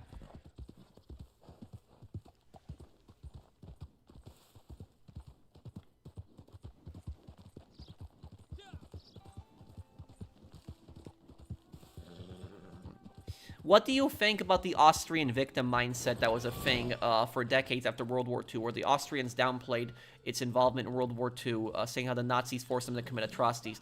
Yeah, no, I don't believe that. That stuff. Like here's the thing: when people are doing that, they are basically trying to do that to escape guilt. That's ultimately what they're trying to do. Austria was pretty complicit in a lot of what Nazi Germany did. Is Austria a victim of Nazi Germany? Maybe to an extent, because they did get taken over by, Nazi Germany as the onslaughts. But the thing is that here's what I will tell you, is that Nazi Germany, like taking over Austria and then taking over like Czechoslovakia, is very different. Because like Nazi Germany took over both Austria and Czechoslovakia in the exact same time, like right around the exact same time in the same year. And both of them were very different. And the reason that both of them were very different is because Austrians cannot claim that they are victims to the same extent as like Czechs or Poles. They can't. And the reason for that is because Austrians were considered Germans. They were considered a Germanic people. They were considered Aryans. Hitler was from Austria himself. So when Austria got taken over by Germany, every single Austrian became a German citizen. They all became German citizens overnight when Germany, took them over, when they conquered them. And so Austrians were treated the exact same as Germans. So an Austrian could basically do every single thing that a German could do. However, though, when the Germans occupied Czechoslovakia, the Germans saw Czechs as inferior to them. They saw Slavs as inferior to them. And it was the same thing with Poles. They saw Polish people were considered inferior to them. And so they were not treated equally. And so that's what it is when you hear like Austrians say like, oh, we were victims of, the Nazis, maybe to an extent, but you cannot say that you were like, that they were victims to the same extent as like Poles or like, Czechs, because that's like extremely offensive to the, what Poles and like Czechs went through at the same time too. That's what I'll say about it. And also, a lot of Nazi SS members were Austrians. People don't know that, but they were.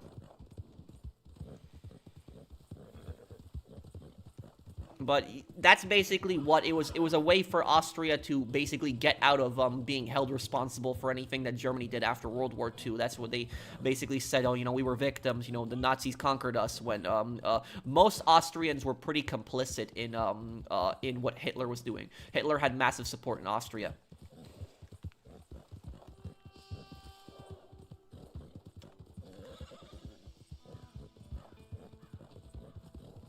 How much do you know about the siege of Constantinople? A little bit. That's when the Byzantine Empire fell. Like I'm pretty sure the last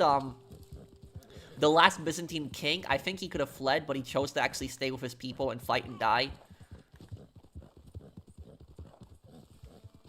But yeah, that was the fall of the Byzantine Empire. Why is Napoleon so admired by the French? I don't know much about French history because at that time when Napoleon became dictator of France, and the thing is, Napoleon isn't really like a king. Like, he was an emperor, but he's more of a dictator than a king. What I will say about Napoleon is the reason that Napoleon was so admired is because France was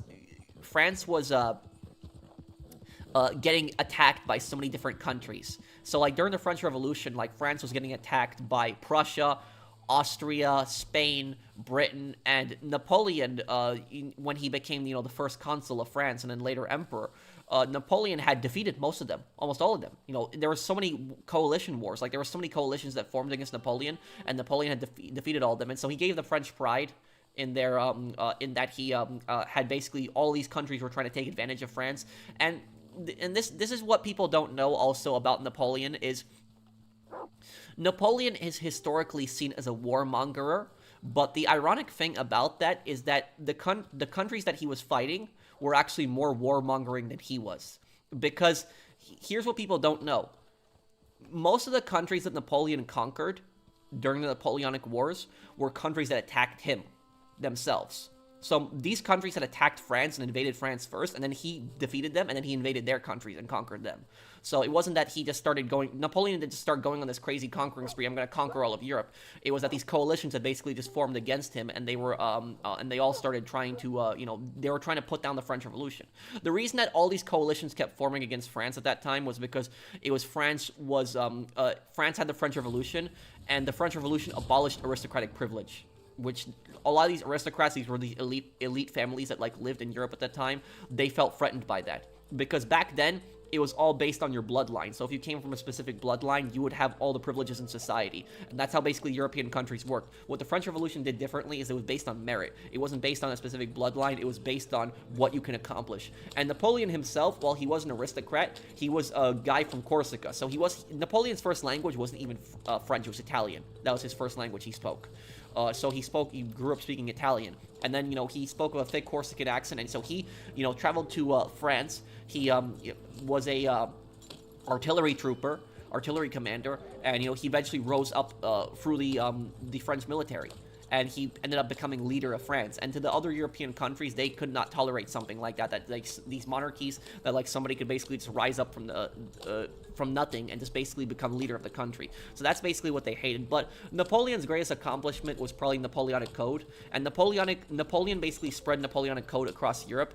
And what Napoleonic Code basically was, it was saying that everybody is equal under the law. So it doesn't matter if you are like a rich aristocrat or you are a peasant, you are both treated equally under the law. And everybody basically has the same rights. That's what Napoleonic Code basically was. And it still exists today.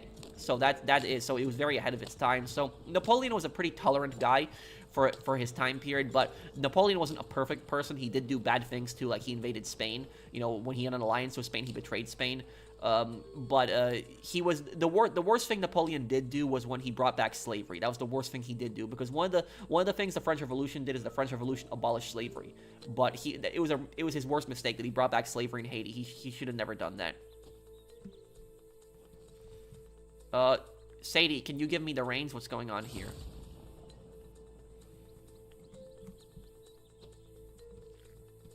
The Dutch manor house in World War II. What are you talking about, Samuel? He was only 22 when he died. Who, Napoleon? No, Napoleon wasn't 22 when he died. What are you talking about?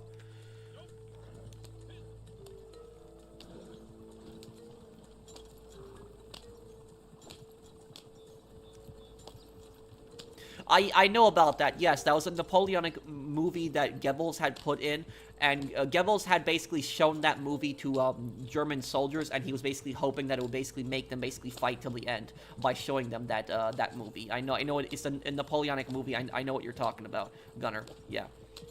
Goebbels also made his own version of Titanic. Like he made a Nazi version of Titanic. So like there was a Nazi Germany version of Titanic.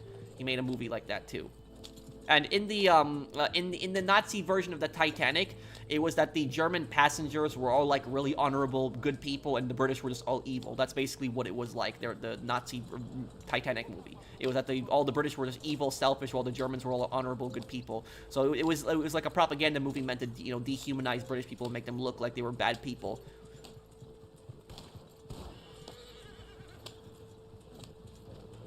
Do you know that Napoleon exiled to England? Oh, he got exiled to Elba. Elba is what...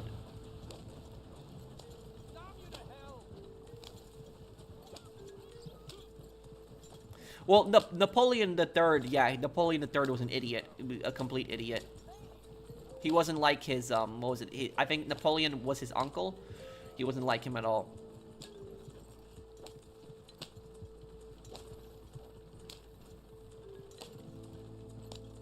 What's Elba? It's an island.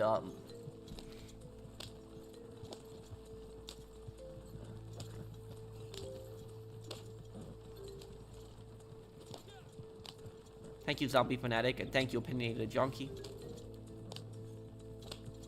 Do I consider Robespierre's life tragic, or did he deserve his execution?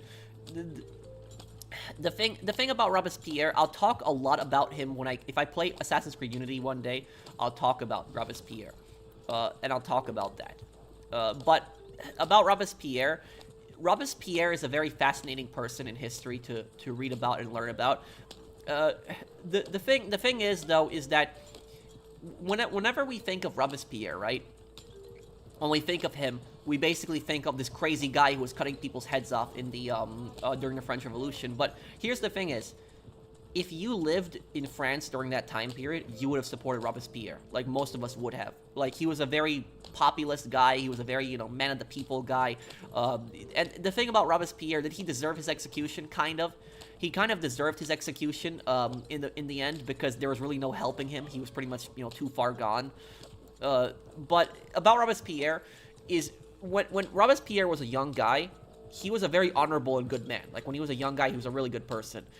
He was against aristocratic privileges. He helped abolish the monarchy. He did. So that was his life's work, was to abolish the monarchy in France. And so he did not think that the monarchy in France had a place in, society. He thought that French society should be a republic, and it should be based on merit.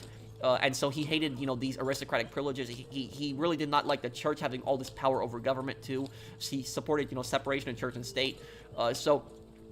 And Robespierre's greatest accomplishment was he was the first major leader in European history to abolish slavery. People don't know that. He did. So, like, when people... That's basically what I say. History isn't all black and white like people make it out to be. Because, like, did you guys know that he abolished slavery? A lot of people don't know that. Whenever people think of Robespierre, they just think, oh, he was just, cutting people's heads off. But they don't know about the good things that he also accomplished. Like, he did end slavery. He was, like, the first major European leader to abolish slavery. The reason that Britain gets credit for abolishing slavery and Robespierre doesn't is because France brought it back with Napoleon. And then Britain was the first major country after that to fully abolish it in the 1830s. But it was France, the French Revolution, the French First Republic, that technically abolished slavery. But here's the thing about Robespierre. Robespierre, at one point, he was against the death penalty, so he was not for the death penalty. He wasn't. So what changed with Robespierre? Why did he basically start executing people and start sending people to the guillotine and getting their heads cut off? What changed with him was his paranoia. He basically went insane, and we don't really have a psychologist today, but if a psychologist looked at Robespierre today, I'm guessing they would probably say he was insane. Probably were, because Robespierre, something just changed in him. He just snapped. He went insane from the paranoia, and the paranoia was the main reason that he went insane, just not trusting people. What basically happened with Robespierre is that there was all of these countries that were basically plotting to put down the French Revolution. And so there was, Spain was plotting, Austria was plotting, Prussia was plotting, Britain was plotting. They wanted to put down the French Revolution because they didn't like the idea of, like, abolishing these privileges, the idea of a republic based on merit, and they were scared of that basically spreading to their countries. They were scared that the peasants in their countries would rise up and overthrow their monarchies. And what happened was there was saboteurs in France. These saboteurs that were basically helping, like, these foreign powers, betraying the French Republic, betraying France, and selling them out to these, foreign monarchies.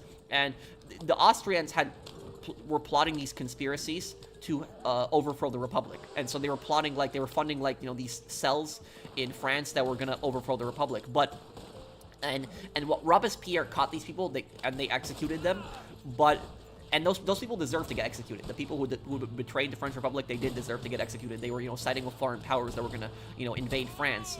But I will say, though, the problem with Robespierre is that he saw those conspiracies that were happening, and he basically thought that like, most people were in on this conspiracy. Like, there was a conspiracy to put down the French Revolution. Robespierre wasn't wrong in that. People did want to abolish the French Revolution, and there was people plotting to end it. But the amount of plotters, the amount of conspirators, it was maybe in the hundreds. It was not in the thousands. Robespierre thought it was in the thousands. It wasn't in the thousands. It was more in the hundreds. But that's basically what happened to Robespierre, is that he went so crazy, he basically thought that everybody could be a conspirator. And so, like, if you disagreed with Robespierre on, like, one thing, he could basically accuse you of being counter-revolutionary, and then he'd have you executed. So that was, that's basically what happened with him, ultimately. And I will say about Robespierre is that there is a big difference between him, there is a big difference between, there was a big difference between him and, like, for example, like, Hitler, and, like, Stalin and all these other dictators. And the reason for that is because a lot of these other dictators, like Stalin and Hitler and Mussolini, you had, like, a lot of these, other bad guys, These guys, they knew they were evil. They knew they were doing bad things. Like, you know, Hitler, for example, hid a lot of the bad stuff that he was doing from his people. So it's proof that he knew the stuff that he was doing was evil. But Robespierre, on the other hand, was different, because Robespierre, in his heart, he fully believed that he was doing the right thing. In his heart, he fully believed that he was protecting the French Revolution. He thought that he was protecting the peasants. He was protecting the peasants from these greedy aristocrats that were going to abuse them and violate their rights. And so that was the thing about Robespierre, is that he believed in his heart that he was truly doing the right thing for the peasantry, and, you know, protecting them from these elitist, you know, rich people that were, you know, trying to abuse them. What are you talking about? Denmark was... Well, I was talking about Britain. Britain was the first major country to really abolish slavery. So Denmark did kind of have an empire, I guess. Yes. But like Britain, like when we're talking about like the major powers in Europe at the time, like, you know, Britain was like the largest empire on the planet, and France was the second largest power. So I didn't mean any offense by that, Elias. But I was just saying, like, when people think of like slavery being abolished, they think of like Britain as the first like major one, but it was France that was really the first major one. France abolished it I think France abolished it in 1790. I think that was the year that France abolished it, or 1789, when they abolished slavery. But yeah, But yeah, that's the thing about Robespierre. And like, did you guys know all these things I told you about Robespierre? Like, because a lot of people don't know that. A lot of people, they only know like the bad stuff. They only know like him, like you know, the executions, like the Reign of Terror and like the guillotine and stuff like that. But yeah, that's what I'll say about Robespierre. I think he was a tragic person in a way. Like, I think that like. I think he had the potential to be a really good leader, but unfortunately he just went insane, and he did deserve to get executed at the end, because he was just too far gone. He was just too far gone. Dutch van der Linde was based on him. I don't know if Dutch was based on him, but Dutch is very similar to Robespierre. Very similar. Where, like, the personality-wise, where Dutch, you know, wanted to create his own, you know, society, you know, free from these, you know, these elitists that were basically harming people. Similar to Robespierre, and then Dutch and Robespierre both went insane, and they started killing a bunch of innocent people. And I think that's pretty similar. So, yeah, I would say Dutch is very similar to Robespierre in a way. But yeah, that's what I'll say about him in the end. And here's the thing is, guys, when you really think about it, if Robespierre never killed anybody, if he never executed anybody, he would have gone down in history as one of the greatest leaders in world history. Not just in France, but one of the greatest leaders in all of human history, if Robespierre never killed anybody. So if he didn't go crazy and start doing the Reign of Terror, he would have literally gone down in history as one of the greatest leaders ever.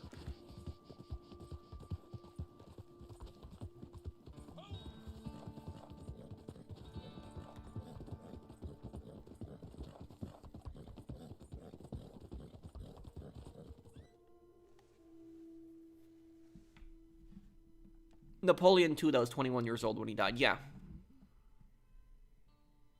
Would you become a historian? Nah. I mean, maybe I am a historian to a degree. But I don't know if I would call myself a full historian.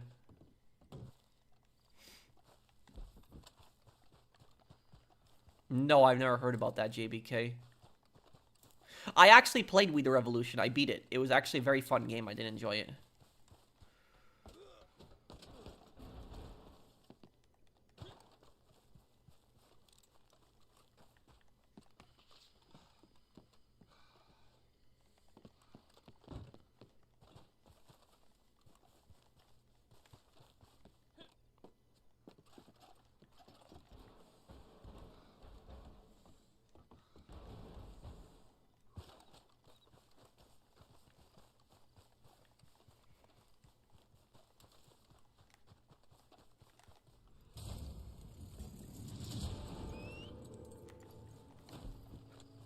You missed my super chat? Oh, I'm sorry, Lamar. Let me look.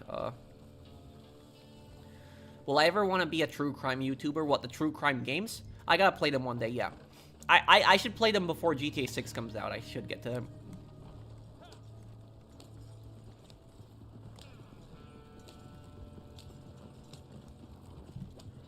You actually remind me of one of my teachers in school, which was my favorite.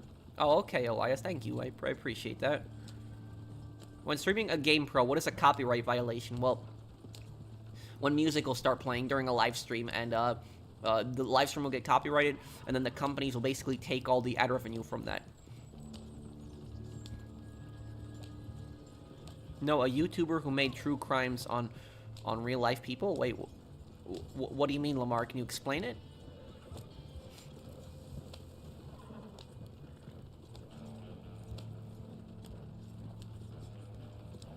Oh, true crimes that happened. Okay.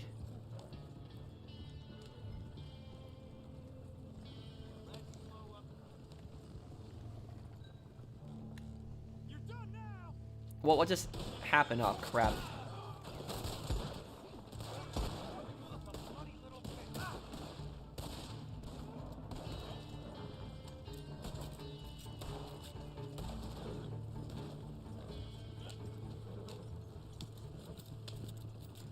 Am I a breakfast person? What does that mean? Pro, good evening, sir. Have you seen Solid Gamer's Red Dead skits on YouTube? No, I have not. What are they? Final Lullaby. Thank you for the super chat. $20 super chat.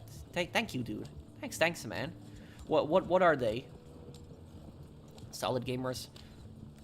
Is it that guy who did like the video on the Witness? Because like I saw a video once where there was like a parody of like witnesses in Red Dead Redemption, and there was like, I'm a witness, like, you know, I'm gonna get the sheriff, and it was like a parody of just how annoying the witnesses were. Was that him? Life on famous serial killers, for example. I really wouldn't talk about stuff like that unless it's relating to a game specifically. Like, that's what I do when it comes to, do you guys like my new history videos, like my history shorts? Like, I'm doing video game real life history, where I take something that happens in a video game and I talk about like the real life event. It's been pretty popular so far, and the reason I came up with that series is because the best way to learn, in my opinion, the best way to learn is through fun. Like, when people are having fun, that's like the best way to learn, is when people are having fun. And so when you're entertaining, that is the best way to learn, because I'm talking about a game, Mafia 3, that's pretty popular, and I'm covering like real life history that happened and comparing it to Mafia 3, and people really like that.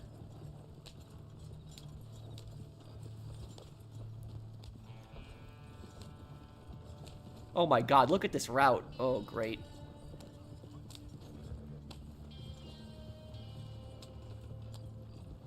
Look at this route. Oh my god.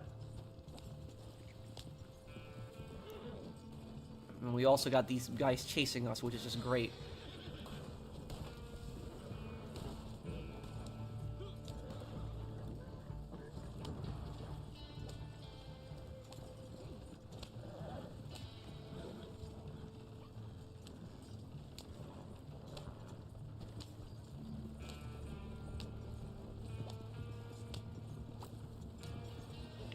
In my opinion, you kind of separate from other gamer YouTubers, which I like. Thank you. The history is great, learning more than I did in school. Thank you, Snowy Imp.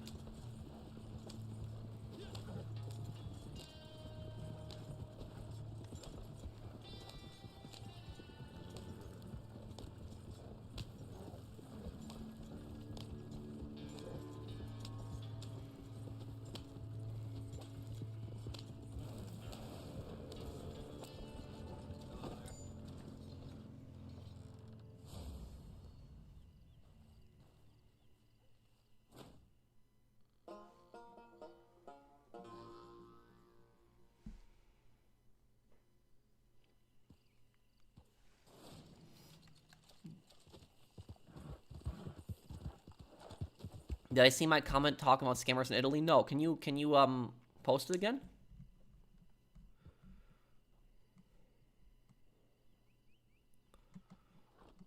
Did you post another comment, Final Lullaby?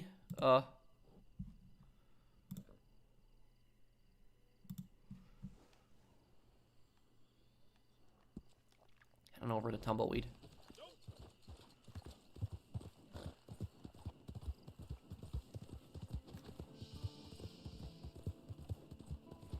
Have you heard of the scammers in Florence, Italy? Basically, they catch tourists, they put paintings on the ground, and when the tourists stand on the painting, they make the tourists pay them money? What? So they trick tourists into walking on paintings they put there? I wouldn't pay them for that. I would, you know, just basically say to them, it's like, you put that crap on the ground.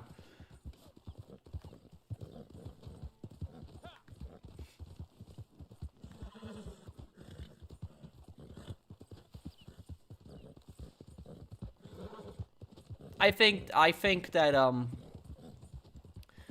they were justified to kidnap, you know, Eichmann, because Eichmann was a war criminal. He was a horrible guy. You know, he was responsible for hundreds of thousands of deaths. No, Eichmann was the guy. Eichmann was the guy who basically controlled all the trains to concentration camps. So when people got put on trains in concentration camps, that was Eichmann who was doing that. So Israel kidnapping him from Argentina and then flying him to Israel and then putting him on trial and hanging him. They were justified to do that. Argentina was protecting him.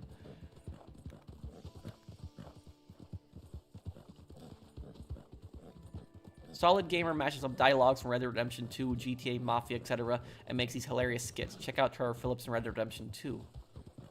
Yeah, I'll look him up tonight. I'm on hard, and with a lot of upgrades, I still can't beat the Kitsune after 20+ tries. I'm sorry, but it takes the cake. Trust me, you'll see. Also, if you had the Odachi, you probably could beat the Oni much easier. Yeah, and I didn't know that the Odachi would be needed to beat the Oni, but that was Do I like eating breakfast? Yeah. But usually for breakfast, I don't have anything big. So I have usually small breakfasts.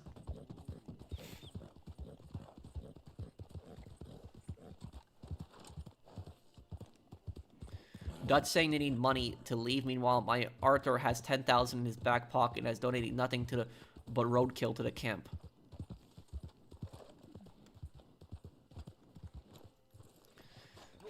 Yep. Thank you, alien. There's a, I know if you don't donate anything to the camp, that Dutch will actually complain to you if you don't donate anything. Did Assassin's Creed 3 get Charles Lee mostly right? In a way, yes. Obviously, Charles Lee, the main bad guy that you kill in Assassin's Creed 3, he was actually a real-life person. And about Charles Lee, did Assassin's Creed 3 get him right? Pretty accurately. Charles Lee, obviously the whole Templar stuff is, BS. But what they did get right was his personality. Charles Lee was a massive scumbag.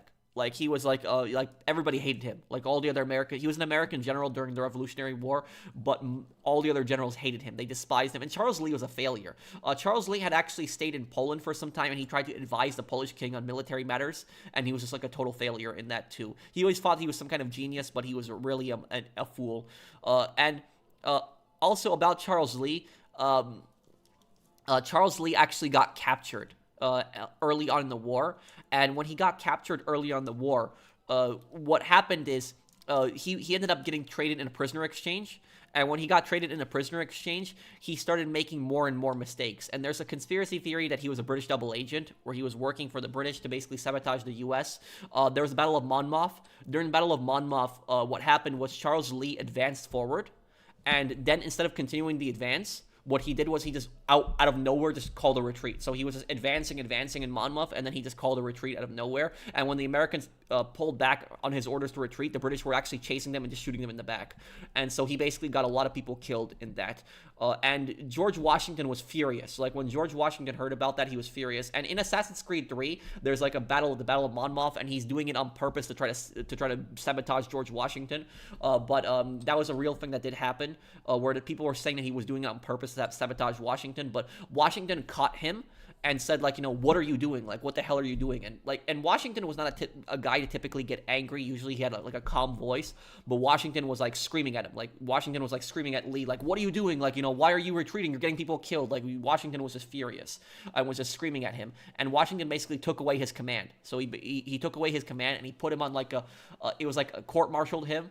And I think he got put, he had like a military trial that he was going to. And what happened was Charles Lee, when he lost his rank, he basically drank himself to death in a tavern. So he went to a tavern, and he basically, when George Washington had taken away his rank and everything, he basically just drank himself to death. So he was just having so many drinks, he just died from alcohol.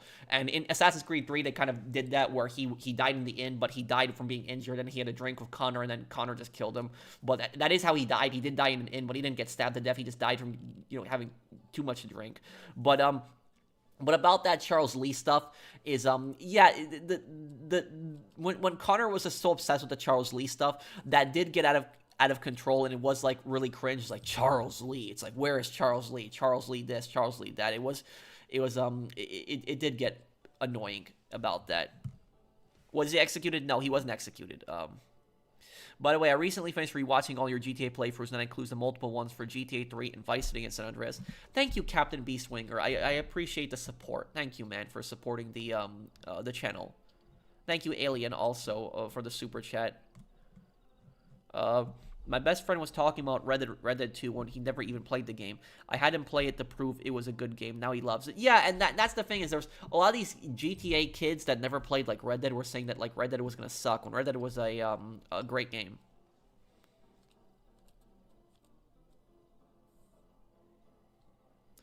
Have you ever heard about those scam compounds in Cambodia and Myanmar, where they force traffic victims to do scam calls and run those scammy websites? It's horrible. No, I've never. This is the first time I'm hearing about that. Give Me Lee, that one I remember too. Yeah.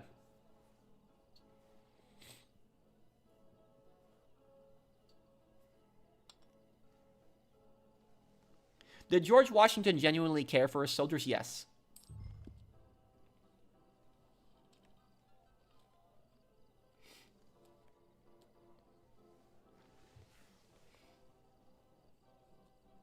The thing is, when George Washington was at the, if anybody has ever watched the movie The Crossing is a pretty accurate depiction of George Washington, and I wonder if the movie is still free on YouTube, because it was, and Christmas is coming up right now, or Christmas in, like, 2 months, but it's still coming up, but,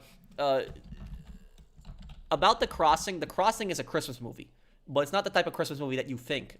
It's a war movie. But it's about George Washington's crossing the Delaware, where he went to Trenton, what was it? Trenton, New Jersey. Trenton is in New Jersey. Yes, that's where it was. And he crossed over the Delaware because his troops had really bad morale, like really, really bad morale. And he knew that he needed a victory, and a lot of troops had deserted him. But he knew that the troops that stayed with him were loyal to him, and he was not going to abandon them. He ended up, defeating the Hessians, too. But about the, about Washington also, what Washington did was, he did something, like, really risky, but ended up saving all of his soldiers. Washington basically was a very intelligent commander, where he understood vaccines, even back then, like, hundreds of years ago. He understood that there was resistance to diseases. What Washington would do, I'm trying to remember what the disease was. I think it was smallpox. I don't remember. I think it was smallpox. But there was one disease that the soldiers in the camp had gotten that his soldiers were getting really sick from. And what Washington did was he cut a little bit off of one soldier's, like, the skin off of one soldier, and basically had, like, all the other soldiers touch it. And that was so that they would basically be exposed to, like, a weaker strain of the disease, so that they would actually build up an immunity. This was, like, something that Washington actually did. And, you might think that that's crazy that he, like, had them do that, but that was basically so that they would develop, like, a resistance to a weaker version of, like, the disease, so that they would not all get sick from it and all die from it. That was basically what it was. And he did save a lot of people by doing that. But yeah, I looked up The Crossing. The Crossing is on YouTube. It's not from YouTube directly, but it's from a guy called The American Patriot. But if you just type in The Crossing on YouTube, you can watch it. It's free. But I recommend watching the movie on Christmas, because it's like a really good movie to watch on Christmas, because it's on Christmas Day when he did do the battle, when he crossed the Delaware.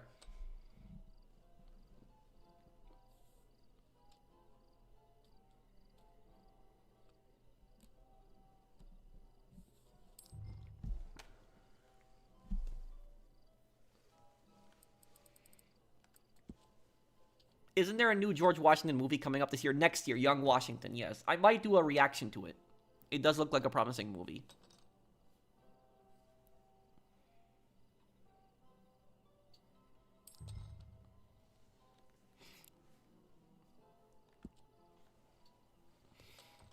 But just think, somebody like George Washington, that's like 1 in a million. I don't think we'll ever have a leader like him ever in history again.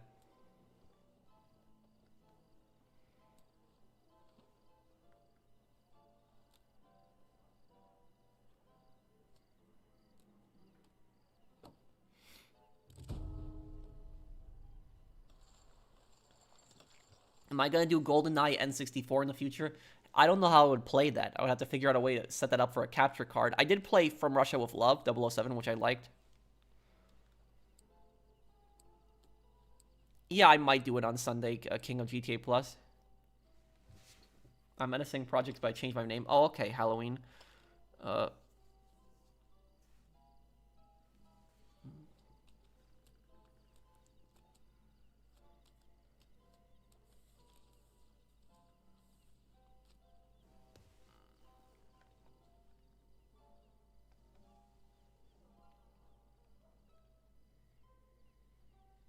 Thoughts on Gordon Ramsay? Gordon Ramsay is a great guy. He can seem strict, but he ultimately cares and wants to build people back up. The Joe. If anybody has watched MasterChef, the Joe guy from MasterChef, he's annoying. Where Gordon, because all Joe does is he does criticism, but he doesn't tell people how to really improve. Where Gordon will tell people how to improve.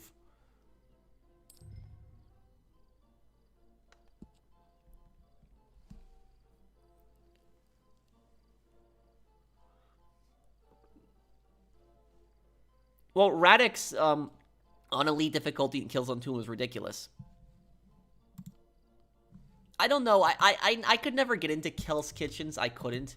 I always liked watching Kitchen Nightmares. Kitchen Nightmares was the one I always got into because I liked watching him like try to fix those restaurants, but Hell's Kitchen, I guess I just never really got into them.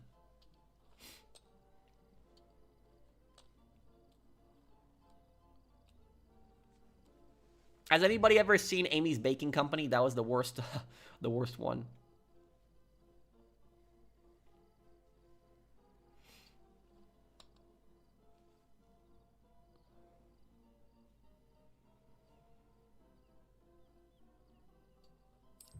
Is Joseph from Hell's Kitchen a real argument to Gordon or State? That was real.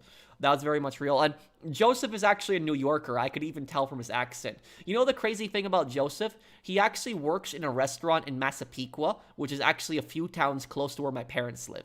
So like literally, I could drive to his restaurant from where my parents live if I wanted to go eat there. But honestly, I would be scared to complain. Like if I had his food and I didn't like his food and I complained, I'd be scared to complain about Joseph's food, because Joseph was a psycho. Like Joseph was like he is probably the most psycho like hell let loose contestant ever. Like and the thing about Joseph is that Joseph wasn't even like a bad cook. He really wasn't when you think about it. Like in the earlier parts of Hell's Kitchen, like he wasn't even a bad chef. But the problem he had is he had the just an attitude problem. That was his problem. And having a good attitude is just as important as knowing how to cook. So if you don't have a good attitude, you can't be a good chef. But he had just a Hell Let Loose. No, I mean Hell's Kitchen. I'm sorry, thinking Hell Let Loose, but this is a game I play a lot. But yes, Joseph, he had an attitude problem. And remember that he wasn't even up for elimination that day. That the day that he got thrown out, he wasn't even up for elimination. The only thing, he was supposed to basically name whoever they were going to eliminate. And he couldn't even name that. He would basically, they can speak for themselves. Like, they know who they are. And then, Gordon's like, hey, I asked you. But he was just constantly causing a problem, and he was trying to act like a tough guy, and he got thrown out because of that. Here's the video of him yelling at Gordon. Yeah, we'll take a look at that.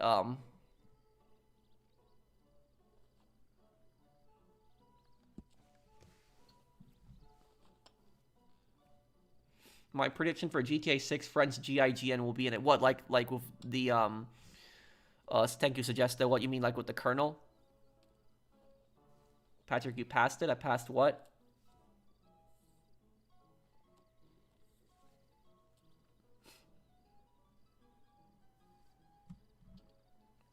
I read your super chat.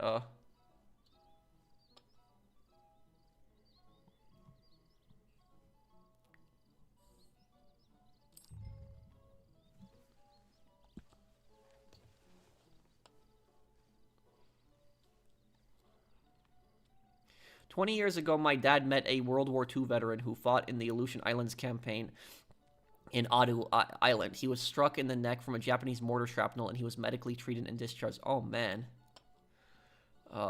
If somebody has a flush here, probably. They probably have a flush. Yeah, a lot of people don't know about the Aleutian Islands campaign. It was or the battles in Alaska against Japan during World War II.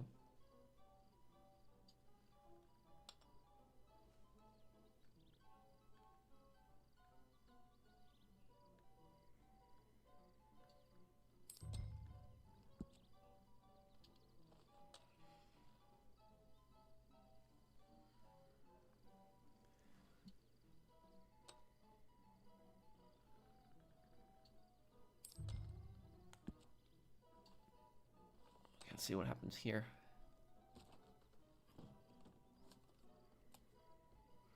Oh my... Do we...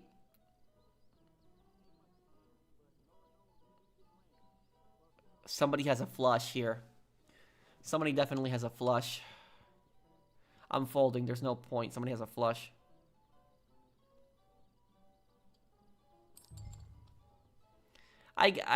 I don't really usually do streams like that. I do reactions, if anything, like that Blinded Eagle. One of them has a flush. I'm telling you, one of these guys has a flush. You'll see. One of them has a flush. Let's see if I'm right. Threes. King Heart flush. I knew it. I knew that one of them had a flush. I called it. I knew it. I'm glad I folded.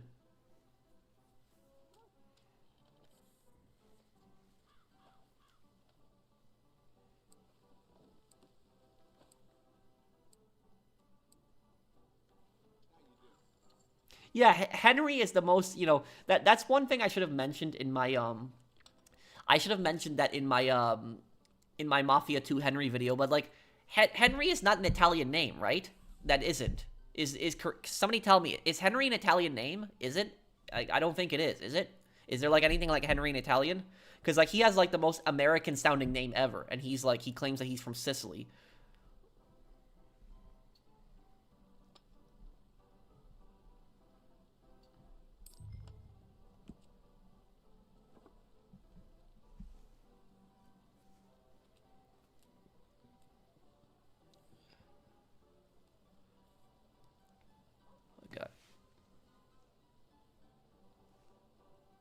There's no names or words with H in Italian, huh?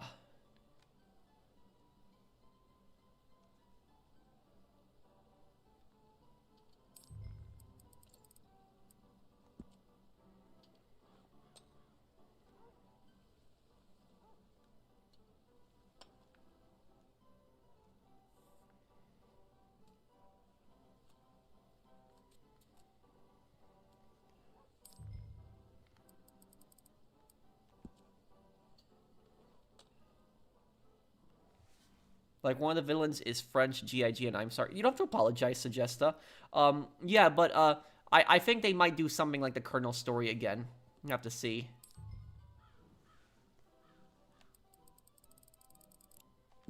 I hope I can get this here.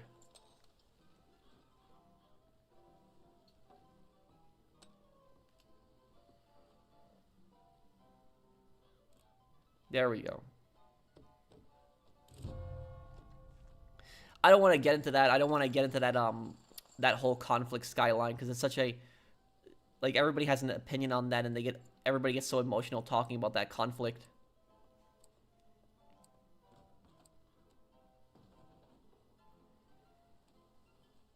Loving your Mafia 3 playthrough. Thank you. Let's see if I can beat this guy. Yeah, I would have the I would have the best cards ever in poker, and I would, my face would be always like this, like it's like I just have that always serious attitude, so people can't tell.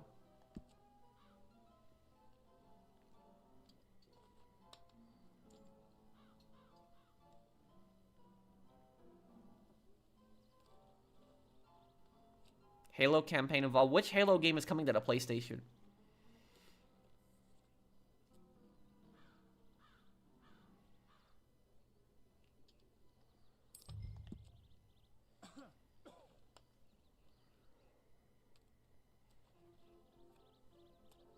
I like the Sopranos ending. My thoughts on Romania and its dictator, Ceausescu. If I always pronounce his name wrong, but the thing about Ceausescu is out of all the dictators in history,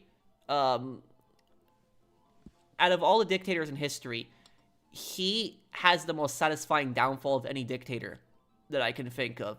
The reason his downfall is so satisfying is because he was a very horrible, dictator who had this really bad secret police. He was a very corrupt guy. He had the largest palace ever, like presidential palace in the world.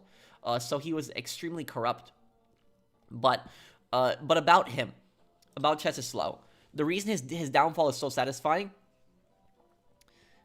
is because before he got executed, he was giving a speech, and when he was giving that speech, people were not scared of him anymore, and people were just booing him. And if you go on YouTube, you can look up Czechoslow last speech, and you can see in the middle of his speech, he's really surprised when he sees people booing him, because that would be death penalty. People would kill him. He'd kill you for that. So if you booed him, he'd kill you for that. And that's why his downfall is so satisfying. It's because he's like one of those dictators where people were just not scared of him anymore, and people were tired of him. Like that, they were not gonna let the fear get to him anymore, and they were just booing him during his last speech. And that's when people caught him later on and they executed him. So that was it. Like a dictator seeing that his people are not scared of him anymore. That's gonna be like one of the most satisfying downfalls of a dictator ever. Thoughts on Unforgiven film? I don't know if I know that one. Opinionated junkie. Ceausescu. Okay, that's how you pronounce the name. Oh, I guess I wasn't really paying attention to the NPCs there. Oh, that would be a long conversation, Boomer. I don't really want to get into that one right now.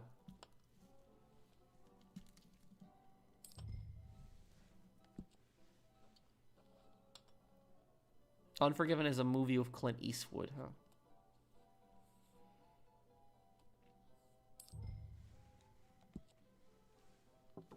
Are you still going to do Black Ops 2 before Black Ops 7? I'll try. I can't make any promises, but I'll try to get to it if I can.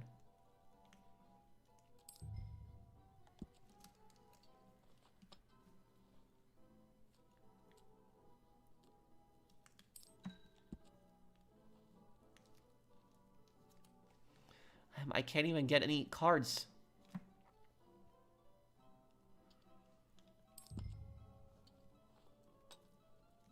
Henry, well, Henry could be based on Henry Hill. That is a possibility.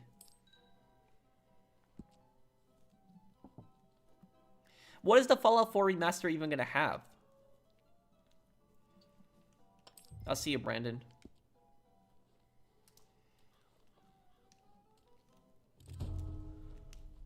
I want to beat... I want to beat this guy, but...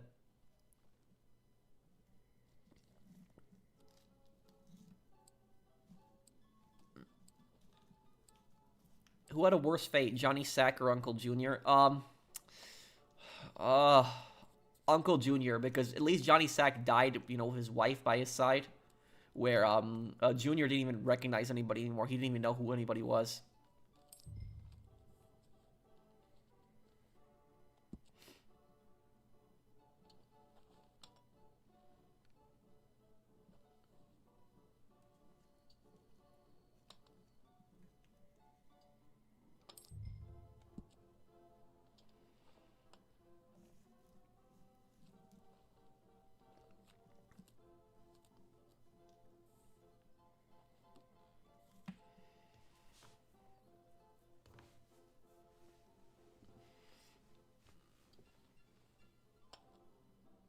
You know what I will say about Junior though? The one thing that I found really sad about Junior, the one thing I did find sad about him is that when Tony came to tell him that Bobby died, that was really sad because he didn't even remember who Bobby was. And Bobby was the guy that Junior liked the most. Like out of all the, and I think that Junior liked Bobby even more than Tony. Like I don't think Junior ever truly really cared about Tony. I think Bobby was like that guy that was always loyal to Junior, and Junior kind of saw Bobby as like a son in a way. That's kind of like what he saw Bobby as. And remember that time when Junior was in the the mental hospital and Bobby came to visit him, that Junior was actually like really happy to see Bobby. Like he was generally like really happy to see him. But But and then when Bobby like died, like Junior didn't even remember who he was. That's what was like really sad about that. Damn, I don't even have anything here. These cards suck.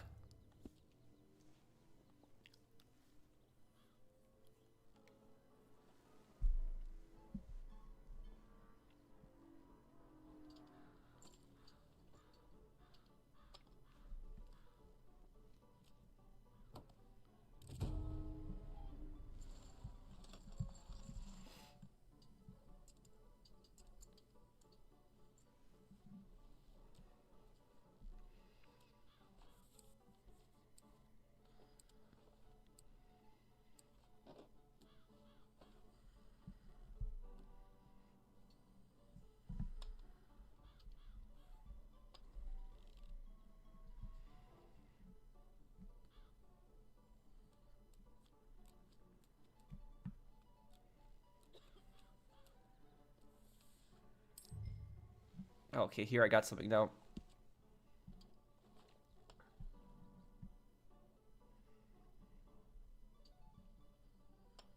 Tulsa King is a great show.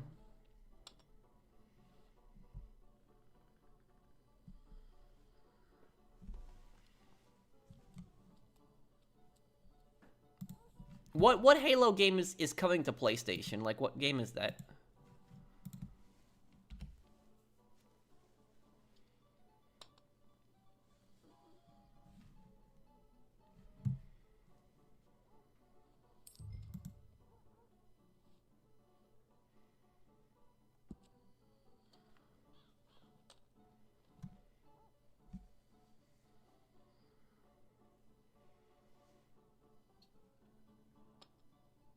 The first Halo Combat Evolved. Oh, is it gonna be like remastered or is it just?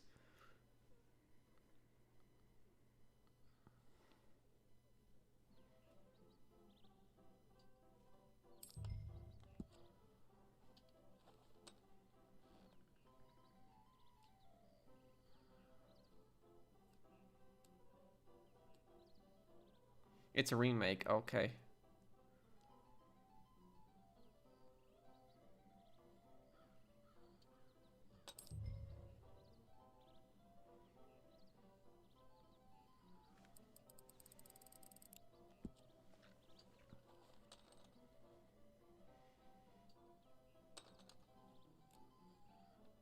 I'm probably gonna play Left 4 Dead this year. Oh man, for Halloween. But who was America's worst traitor? Benedict Arnold.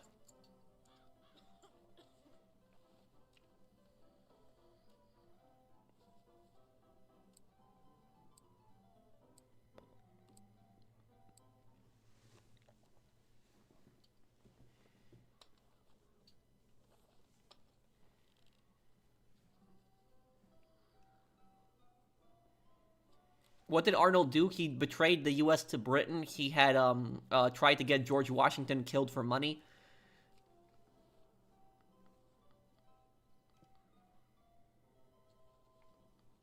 Junior said Janice, if you didn't know. Wait, what do you mean? Halloween?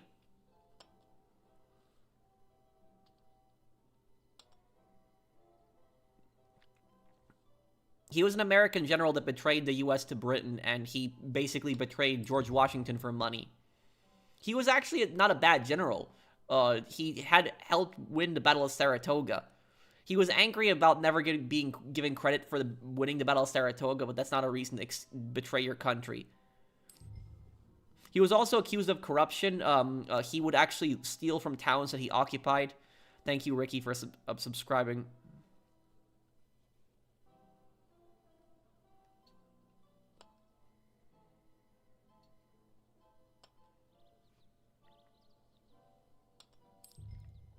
Is that true, Halloween? Joestar? I didn't know that.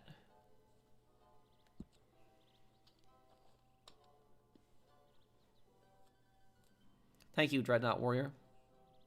What happened to Benedict Arnold? He escaped. He ended up moving to Britain after the Revolutionary War.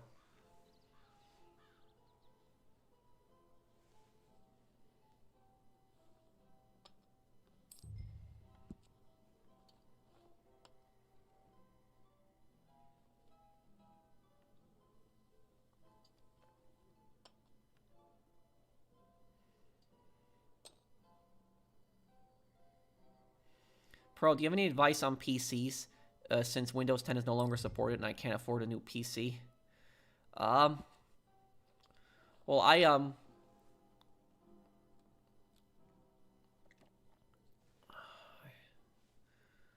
damn, these cards, I don't have one pair again. I'm not sure on the, Zombies saying get an Asus DHC, but I don't know. I don't know much, about those. If I was getting a PC, a new one, I would probably get a gaming laptop, like a really good one, but like one that's already pre-built.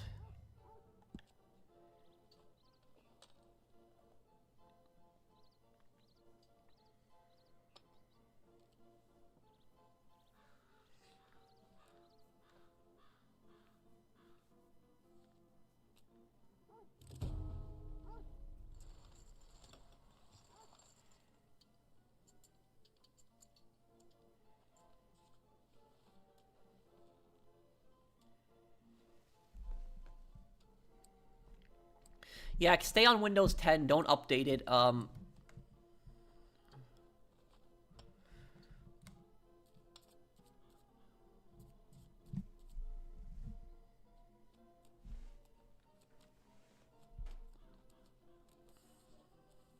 Okay, finally I got some good cards here. What's for dinner? I'm gonna cook some hamburgers.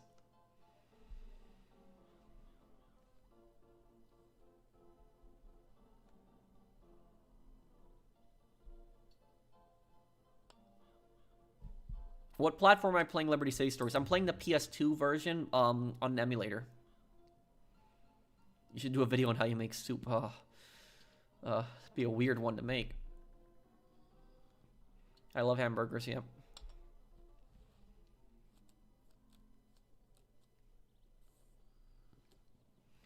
Okay, finally. I got some good cards.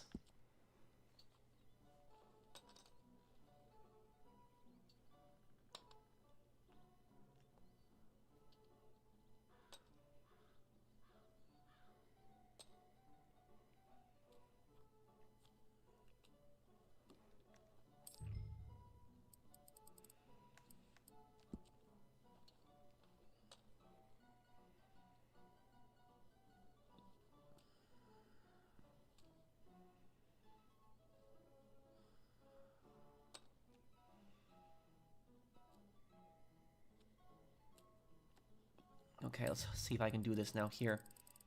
Do you have them in buns or just separate? Sometimes both. There we go, finally. Hey, Pro, just joined and love your late showing. Well, thank you, dude. Though I'm gonna be wrapping up the stream here in a moment, though.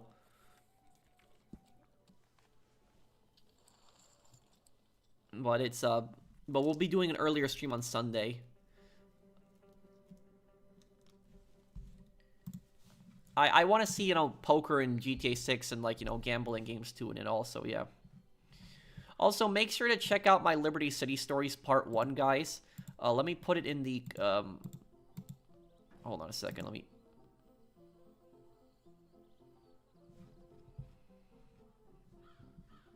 put it in the chat here.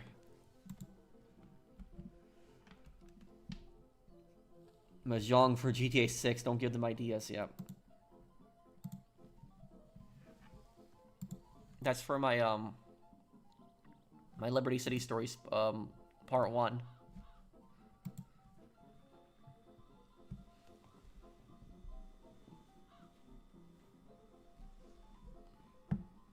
No, it's okay, Tactical. Don't worry about it. We're going to do a stream on Sunday. We'll do it earlier.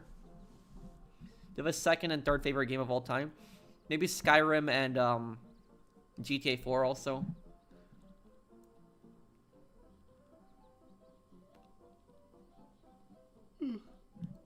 Will I do a 10-year channel anniversary stream next month? Yeah. I could do it. I'll have to decide on what game I could play. Maybe I'll do Saints Row 2, since Saints Row 2 is my favorite game. I almost done with Mafia 3, but I only have like 2 districts left, so I think so.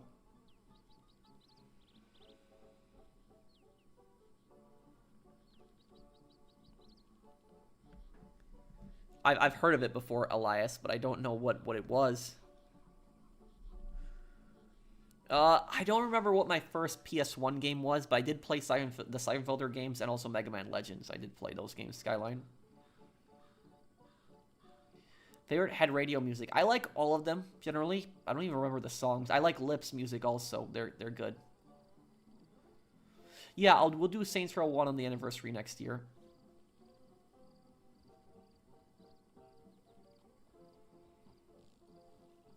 Yeah, we'll have fun on that, Michael.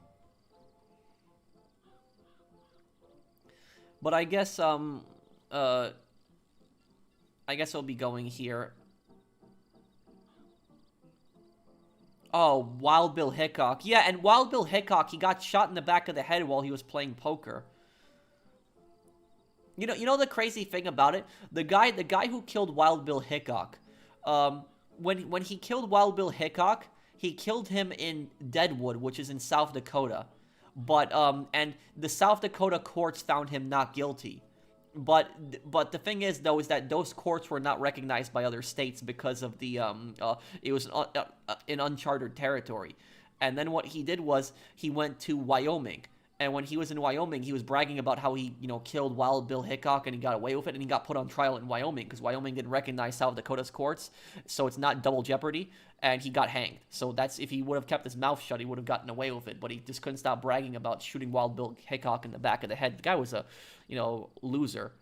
But Reservoir Dogs and Driver parallel lines. Yeah, I gotta watch the movie Reservoir Dogs and then play that, and I gotta do the Warriors also too. I have a goal to build an empire to help others, but need support. Wait, what do you mean, Halloween, Joestar? Yeah, I might do another 100% play for Liberty City Stories in the future. But I guess I will be going here, guys. Thank you guys for hanging out with me. And again, check out my my Liberty City Stories, part 1 that I put up there, if you hadn't already. Thank you guys for watching. And I guess I'll see you guys on the next one. Sunday we'll start the stream much earlier. Thank you for watching. Take care, everyone. Have a wonderful day, guys.